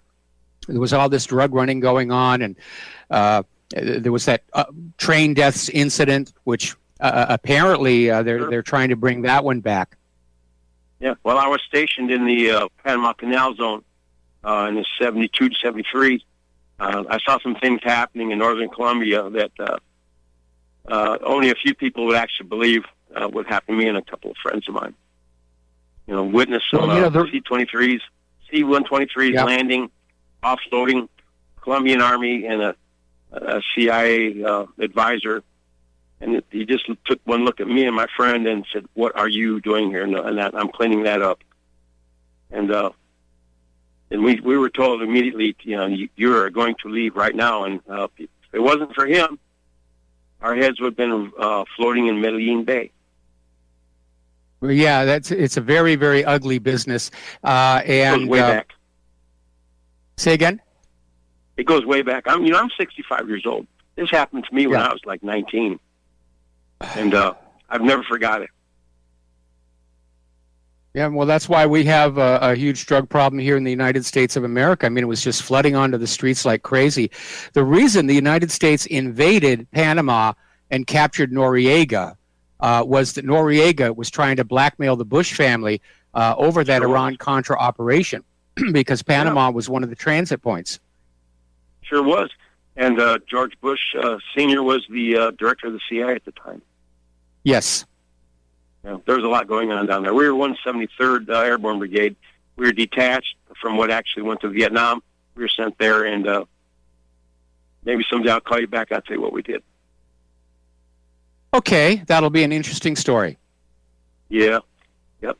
But anyways, thank you for your time. And like I said, I'm a first-time caller, and I'll be calling back. All right, thanks an awful lot, and we're going to switch over to Jim in Chicago. Aloha, Jim. Welcome to the show. What's on your mind? Hello, Michael. Regarding the massacre that's happening right now, I think this is a good time when people need to definitely boycott and isolate Israel until they get their act together, if that ever happens. Also, I was listening to the White House briefing this afternoon, and they blame Hamas 100%. And I was glad to hear some reporters said, what about the fact that they're using live weapons and the Palestinians are using rocks and slingshots? Again, the White House stated they're blaming Hamas 100% regarding what's happening to the people over there, which is beyond ridiculous. Yeah, it is ridiculous. It's completely ridiculous. But what else are they going to say? Yeah, Israel's creating a massacre. Is this a new Amritsar or a new Guernica? Right. Now, have you heard anything from the UN? Have they spoken out regarding the massacre? Yeah, I think there was a comment from the Secretary General saying that this was a wholly inappropriate use of force, but it wasn't getting picked up in the corporate media. Yeah, unfortunately. But again, what do you think can happen though right now, besides maybe boycotting Israel, or what? You have an idea of what could happen or should happen? Well, the very, obviously, boycott all Israel products. Just be careful. We're starting to see more and more states pass laws making that a crime, and like South Carolina. The other thing that you can do, of course, is to just educate people about what's going on and just how ridiculous this whole thing is. We need to start luring people away from corporate media and just open their eyes to the fact that everything corporate media is putting on out there is just total propaganda right now. I would agree, yeah. And in fact, that was one of, I was talking to a friend of mine this afternoon, and she was not really aware. And I said, look, start listening to certain programs and start doing your own research, then you might find it. And she said she will start doing that. So I think you're right, though. We have to look at individuals and tell them, put down the corporate newspaper or the corporate TV guide and start listening to people like yourself. Yeah, and we do need everybody who listens to Republic Broadcasting to act as, part of the independent media. You are all now deputized as part of the independent media. Somewhere down the road we'll get badges. And go on out there and just tell people about Republic Broadcasting. Tell people about whatreallyhappened.com.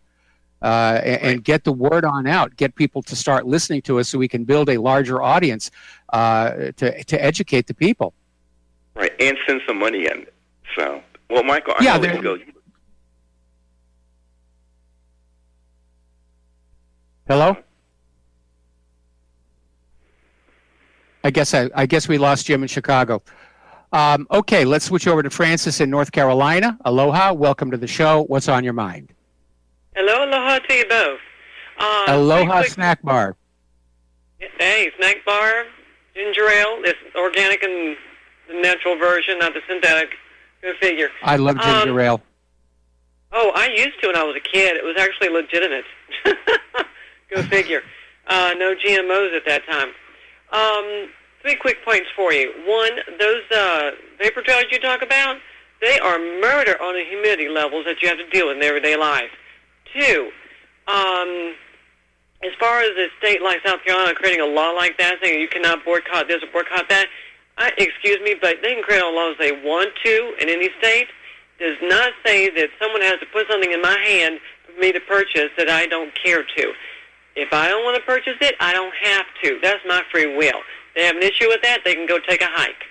3. Well, hang on. Let's deal with these one at a time, okay? First of all, when contrails linger in the sky, that's usually a sign that the humidity is already up. That they're not causing it. If the air is very dry, the contrails from aircraft disappear very, very quickly. If the air is saturated with moisture, then those contrails will last.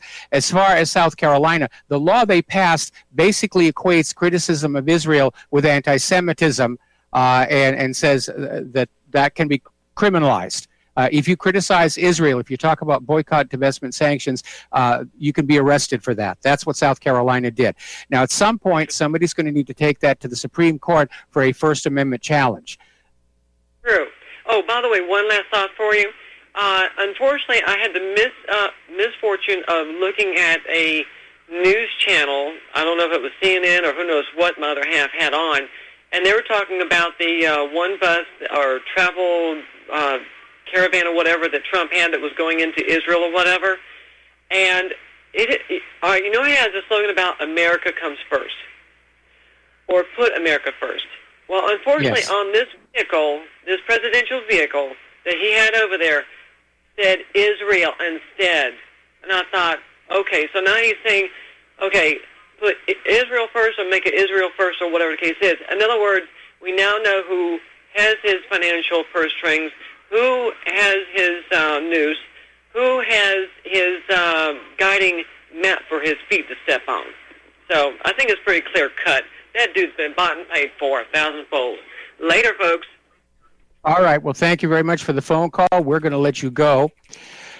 Getting on back to Europe, there is now talk of a possible imminent general election in Great Britain, and Nigel Farage is saying that Theresa May is preparing the ground for another general election, which she could conceivably lose. Now, here's an interesting little story. I've always come on out and said that originally the European Union was all about open internal borders, free trade, free travel, and that was all it was supposed to be, a trade bloc. Well, it turns out I was wrong. And apparently there has been a secret document called FCO slash 1048 that has now been leaked that said that all the way back when the European Union was formed, they knew that they were aiming at total integration, open borders for refugees, economic privations, and this information was hidden from Britain for 30 years. Now, this classified paper dates back to 1971 and recommended the British government keep the British public in the dark about what the European Union membership really meant, figuring that after 30 years, it would be too late to leave. So they missed that one. Back to the phones here. Tony in Puerto Rico. Aloha, Tony. Welcome to the show. What's on your mind? Aloha, Mike. I have a quick comment. If Adolf Hitler would have won World War II, there wouldn't be no European Union. But that's not my question. My question is this. I was watching a documentary. Hang on. You know, basically what Brussels is doing to Europe is what Hitler wanted to do to Europe. They're just doing it a different way. I hear you. Anyway, I was watching a documentary. I was like surfing the internet, and I came upon a document. Well, Richard Belzer was talking about his book, Hitler, that he wrote a couple of years ago, and he stated that he was surprised that in World War II, Hitler declared war on the United States, even though the American bankers were backing him. And but didn't he have a treaty with Japan? Yeah, that was the Axis agreement between Japan, Italy, and Germany. Well, why would he say he was surprised that the American bankers were financing Hitler? Why would he declare war on the United States? I don't get it. Well, he had to declare war on the United States following Pearl Harbor because the U.S. declared war on Japan. And at that point, under the terms of the Axis agreement, Germany had to declare war on the U.S. So the surprise was that Hitler didn't expect Japan to strike Pearl Harbor and didn't expect the U.S. to declare war. Back then, nations kept their treaty obligations. Okay. Thank you, Mike. All right. Thanks an awful lot. We'll let you go here. Over in Italy, as you... Oh, we got to take a break for commercials. We'll be right back. And aloha, America. Welcome back to our show. Now, over in Italy, populists of both the left and right are poised to take power in Italy, forming the first anti-system government in a major Western European state since the Second World War. Now, this is the Radical Five-Star Movement and the Lega Party, and it looks like they're coming together to form a new party that will be anti-Euro and anti-EU. So the backlash is building against all of this empire and unions, regional unions, globalization. Even more interesting is that Italy is going pro-Russia. And that means that Putin will have a valuable new ally right in the heart of Europe. Over in Hungary, Viktor Orban is out there saying, we will build a 21st century Christian democracy, not rebuild a shipwrecked liberal democracy. So the pushback is beginning against everything Soros has been trying to do, shove refugees down our throats. People are getting angry. They're getting upset. They're tired of the costs. They're tired of the wars. They're tired of seeing their homes and culture start to get erased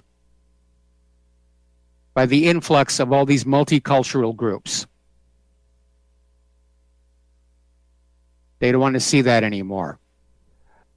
Now, there was a knife attack in Paris on Saturday, and the man is thought to have been born in Chechnya. Was claimed that he shouted Allah Akbar, and the corporate media obediently is refusing to mention the fact that he was Muslim. Of course, we can't really ask him. He was shot dead by police. But we're seeing that all over Europe. They're deliberately hiding all of the crime being committed by the refugees. Up in Sweden, it's become the rape capital of the world. And most of the rapes are being committed by the refugees. Some of them are actually getting off by telling the judge in the court, I didn't realize it was wrong. Amazing. Now, over in Santa Clarita, California, we mentioned this on Friday. Santa Clarita is the first city in Los Angeles County to basically take a stand against California's sanctuary state law. They don't want to be part of that anymore. And it was a very fractious meeting. And a lot of people there with Make America Great hats. And it was a 5-0 vote.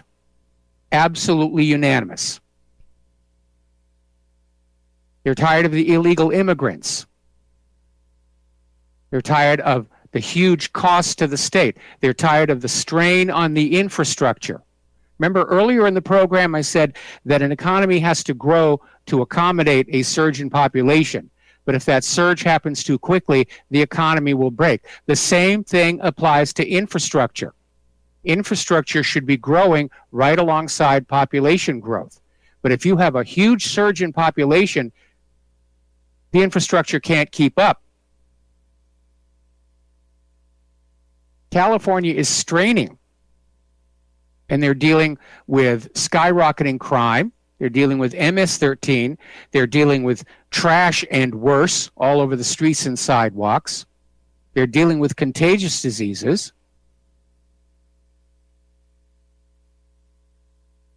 Now, California just passed a bill that will protect arrested illegal aliens by banning disclosure of their immigration status in court. In other words, when illegal aliens commit a crime, they get taken to court. It is now against the law to mention they're illegal immigrants. This is just so out of control. This is just so out of control. I can understand Orban's comments about we've had it with, liberal democracy. It's not working. And the primary reason for that, as I've said before, liberals live their entire political life in a dream world. They dream of what the world could be if only everybody would do what they say. They're not dealing with what reality is going on in front of their eyes.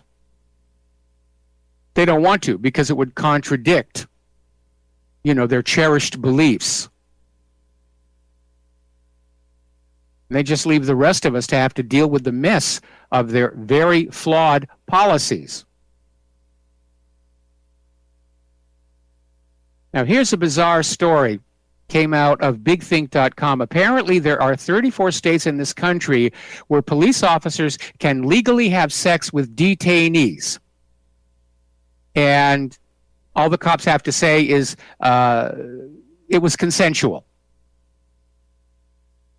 They can arrest a lady, put her in the backseat of the car, have sex with her. Oh, yeah, she said yes. And it's perfectly legal for police officers to have sex with people they arrest in 34 states in this country. Got to take another break for commercials. We'll be right back. And aloha, America. Welcome back to our show. Now, all the way back in 1999, NATO basically went in and bombed the heck out of Kosovo, supposedly because there was a massacre of Albanians taking place. That claim was later discredited, and it turned out the real agenda was shifting control of ownership of the Trepka mines and a bunch of other assets in the region. The problem is that NATO was using bombs containing depleted uranium in Yugoslavia. Now, of course, today it's called Serbia, and Serbian President Aleksandar Vučić basically is slamming NATO's bombing campaign and pointing out that childhood cancers in that area have risen dramatically since 1999 because, after all, depleted uranium is radioactive. It has a half-life of something like 4 billion years. And the real problem with depleted uranium munitions is when they're still in their metallic state, when it's still a shell or a missile. It can more or less be safely handled. And I say more or less because I had a good friend who'd been a weapons loader for an A-10 tank buster, which used depleted uranium shells, and he succumbed to cancer shortly after he got out of the military. Now, for those of you who don't understand what I mean by depleted uranium, when you are refining weapons-grade uranium, it's a matter of separating two different isotopes, one of which will support continuous fission, the other will not. And the fissionable isotopes go into making nuclear reactors and bombs, and what's left over is called radioactive waste until you come along and you pour it into a bullet mold or a shell mold and you call it depleted uranium weapons, which is a way of the U.S. making its radioactive waste problem somebody else's radioactive waste problem. When a depleted uranium shell or bomb hits a target, it vaporizes. And all that depleted uranium is no longer in a solid block that you can handle. It's dust. And it's in the ground, and when the wind blows, it travels in the air, and people inhale it. It is truly the gift that keeps on giving. There's really no easy way to clean it all up. And we are seeing these increases in cancers, not to mention significant birth defects, every single place these weapons have been used. Talk about a crime against humanity. Over at there's this information technology guru, Ron Basilian, and he's offered up proof that the CDC knowingly diverted at least $3 million in taxpayer funding to leftist groups that have nothing to do with science. Back in 2014, Representative Karen Bass, a Democratic congresswoman from California, handed a $3 million check to a local group known as the South Los Angeles Healthcare Organizing Project that claims to advocate for improving the health of the poor. And emblazoned on the check as the payer was the CDC. Well, it turns out the South Los Angeles Healthcare Organizing Project is actually a political advocacy group that functions as just another of many thinly veiled Democratic campaign-pushing liberal causes, almost none of which have to do with public health. And the recipient of that $3 million check, also known as Community Coalition, is pushing completely unrelated causes like gun control and racial divide throughout the United States. Now, it is true the CDC is a private company. It's not actually part of the U.S. government. Pardon me. It receives much of its funding from the very pharmaceutical industries it's supposed to be keeping a watch on. CDC itself owns patents for numerous vaccines, which it recommends that you all get, of course. But it does get taxpayer funds from the government, supposedly to deal with healthcare and science. But it's using them to engage in politics. All right, so let's talk about our volcano here on the island. I'm still getting email from people asking, are you okay? Are you okay? Claire and I live on Oahu. We're halfway between the part of the state that's flooded and the part of the state that's on fire. Although I understand over in Kauai, they're getting cleaned up from those horrible floods they had a while ago. Down on the Big Island, things are acting up. It was kind of hoping, pardon me, it was kind of hoped the volcano would be slowing down. But over the weekend, we had 3 new fissures open up. One of them is 1,000 feet long, and it is throwing boulders some 40 feet into the air. And officials are now telling more people, you need to get out, you need to evacuate here. And the U.S. military is on the ground assisting the National Guard and the Red Cross in dealing with this crisis. Most importantly, they have helicopters on standby. Because if you look at a map of the Big Island, there's really only one road out of Hilo that goes down to that part of the island. And if that road gets cut off, then everybody who's still down there is going to be in trouble. They're going to have to be airlifted out. And there are a lot of people who are ignoring the evacuation orders, which I wouldn't agree with. They don't want to leave their homes. They're already out there throwing offerings to Pele. I saw it on the Fox News coverage of the latest lava outbreak, where people are throwing flowers and leis onto the lava to try and appease Pele. Everybody knows you need to use gin. So a lot of people are very concerned. It doesn't look like this eruption is going away anytime soon. It's looking to be larger than the one that buried Kaanapali. And volcanologists are still very, very concerned that the summit of Kilauea is about to have an explosive eruption. They're not sure exactly when. There are actually two competing theories. One is that when the lava descends below the water table and water floods on in, there will be an explosion driven by steam that will put ash and rock into the air. The other concern is that there might actually be a partial obstruction, because what's powering this eruption is a new flow of very hot, what they call young magma coming up from the magma chamber. And it's displacing this older lava from a previous eruption. That's what's actually coming on out over in the East Rift Zone, is lava that's just been sitting under the surface of Hawaii for all these years. And it's sluggish, it's thick, but if the lighter magma starts getting to the surface, you're going to see much more rapid lava flows taking place. Our local state tourism board is sort of concerned that the scary volcano is going to keep people away. And in what I consider to be a rather tacky move, they're running ads now saying, you can still come to Hawaii. I mean, it's perfectly safe. And it is for the most part. But that volcano is one of our strongest tourist attractions, and people do want to see it. People are trying to see it. That is a very dumb and foolish thing to do. This is an active volcano. Think Pompeii, what happened to those people.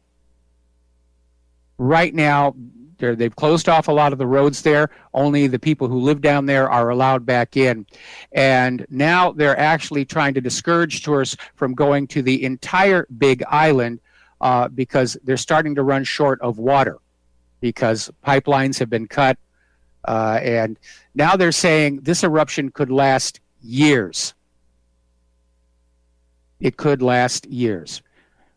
Finally, it's been determined that following that 6.9 quake, the entire south flank of Kilauea below the rift actually slid toward the ocean by 2 feet. And that's why we're worried about a chunk of that falling into the ocean and possibly creating a tsunami. Now, I'm seeing articles like this all over the corporate media here about how our volcano is prompting fears of a ring of fire eruption for the West Coast. And there's something that you need to remember. Hawaii is not on the ring of fire. The ring of fire are all these subduction zones and fault lines that run around the Pacific Basin. It's the largest single tectonic plate on Earth. We're sort of kind of toward the middle of that. Hawaii's volcano is not a subduction volcano. It's called a hotspot volcano. Somewhere underneath the ocean floor, there is some additional source of heat. Maybe an extra hot plume that came up from the Earth's mantle. And as the tectonic plate slides to the northwest, this hotspot burns through the ocean floor and pops up volcano after volcano after volcano after volcano, with Kilauea and Loihi being the youngest, and Midway Island being pretty much the oldest. All right, let's take a phone call. Charlie in Los Angeles, aloha. Welcome to the show. What's on your mind? Yeah, Mike, immigration and NAFTA a little bit. Yep. I'm willing to bet that if you look at the fine print on that NAFTA agreement, that all these Mexicans are legally here. Okay? I don't think all these Mexicans made it here illegally. Is this a guess on your part, or do you know this for a fact? Yes, it's a guess. It's a guess. Okay. I'll tell you. Our agricultural imports into their country destroyed all their farms. Okay? Our subsidized corn wiped out the tortilla corn farmer. And look, I can't prove it, But since we've had nobody shipped out of here, nobody's been kicked out. We have all these people claiming sanctuary cities because I think these people know that they're here legally. Because we wiped out all their farmers, and that's a lot of people. They made their way to the border to work in the factories, and then they came over the border here. I think that was the deal, because all our agricultural products came in there and just took over everything. And now the farmers are off the land, and it's now free for the oil companies to do what they want with the land. Okay, Charlie, again, you've started all of this with a guess. Now we know that one of the reasons for the open borders is to basically have the same general population in every country, so they're not constantly scrambling to cross the borders. For globalism to work, for the New World Order to work, every single nation on Earth has to be dragged down to the same common denominator, however low that may be, however third world that may be. And we're already seeing that start to happen in Europe and here in the United States. As far as what NAFTA, we'd have to actually look at the agreement before we start guessing, because guessing is just going to make things worse. Okay, but I'll base it on what I see. I see nobody has been kicked out of this country. Now, anybody that's been deported, no, that's not accurate either. Has had it. They've had a crime. But none of these Mexicans have been kicked out. Charlie, okay, listen to me. That's not accurate to say nobody's been kicked out. They are deporting people, just not enough to counterbalance the influx coming in. Okay? I think you can count the ones that have been deported since Trump came in. And I'm just saying look at that NAFTA agreement, because we did wipe out all their farms. And so, thanks for taking my call. All right. Well, we're going to let you go here. And before we go back to the phones here, one more story about our volcano disaster. We had a caller who called into the show last week and asked about volcano and lava insurance.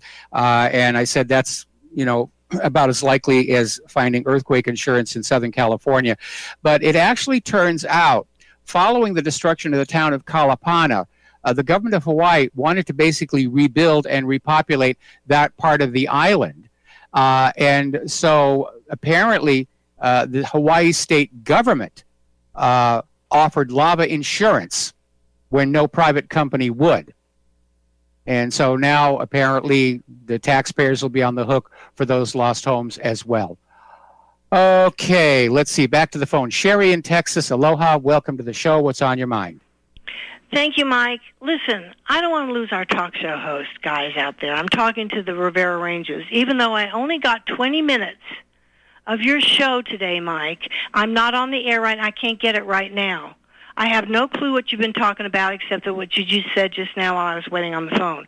But I want people to know that chemtrails is a subject that no or very few talk show hosts can talk about. It's too hot a subject. Now, I don't know if you know this or not. I don't even want your opinion. They value their job. Sherry, we talk about this all the time. I don't expect a different answer. I'm standing up for you, Mike. I don't expect a different answer. I wish people would stop asking you about it. Okay. That's all I wanted them to know. They keep asking you about it. You keep getting the same answer. I don't care to give my opinion about it. I don't care for you to give your opinion about it. I don't want to lose you as a talk show host. I want to keep giving to you and Claire. You do very important work. If anything happens, I want to be on your list of thank you very newsletters, much. Okay? That's all I want to tell people. Quit asking him. No one can answer that question. It's too hot a subject, and I'm just going to put that in there. And thank you, Mike. I'll be listening. All right, well, thank you. All right, Sherry, thank you very much for the phone call. Okay. The reason people call into my and every other show with things like the Apollo landings were faked, or there was no plane at the Pentagon, or Loch Ness Monster and Bigfoot's love child, is an attempt to make us look like kooks to the general listening public. And it's a propaganda tactic called poisoning the well. And our government has been doing it to the independent media all along. And I'm just as tired of it as Sherry is, which is why I come across as curt when having to answer the same questions over and over and over again. because the people who are calling him with these questions aren't really interested in an answer. They're here to basically make the show look like it's silly and take us off far more serious topics.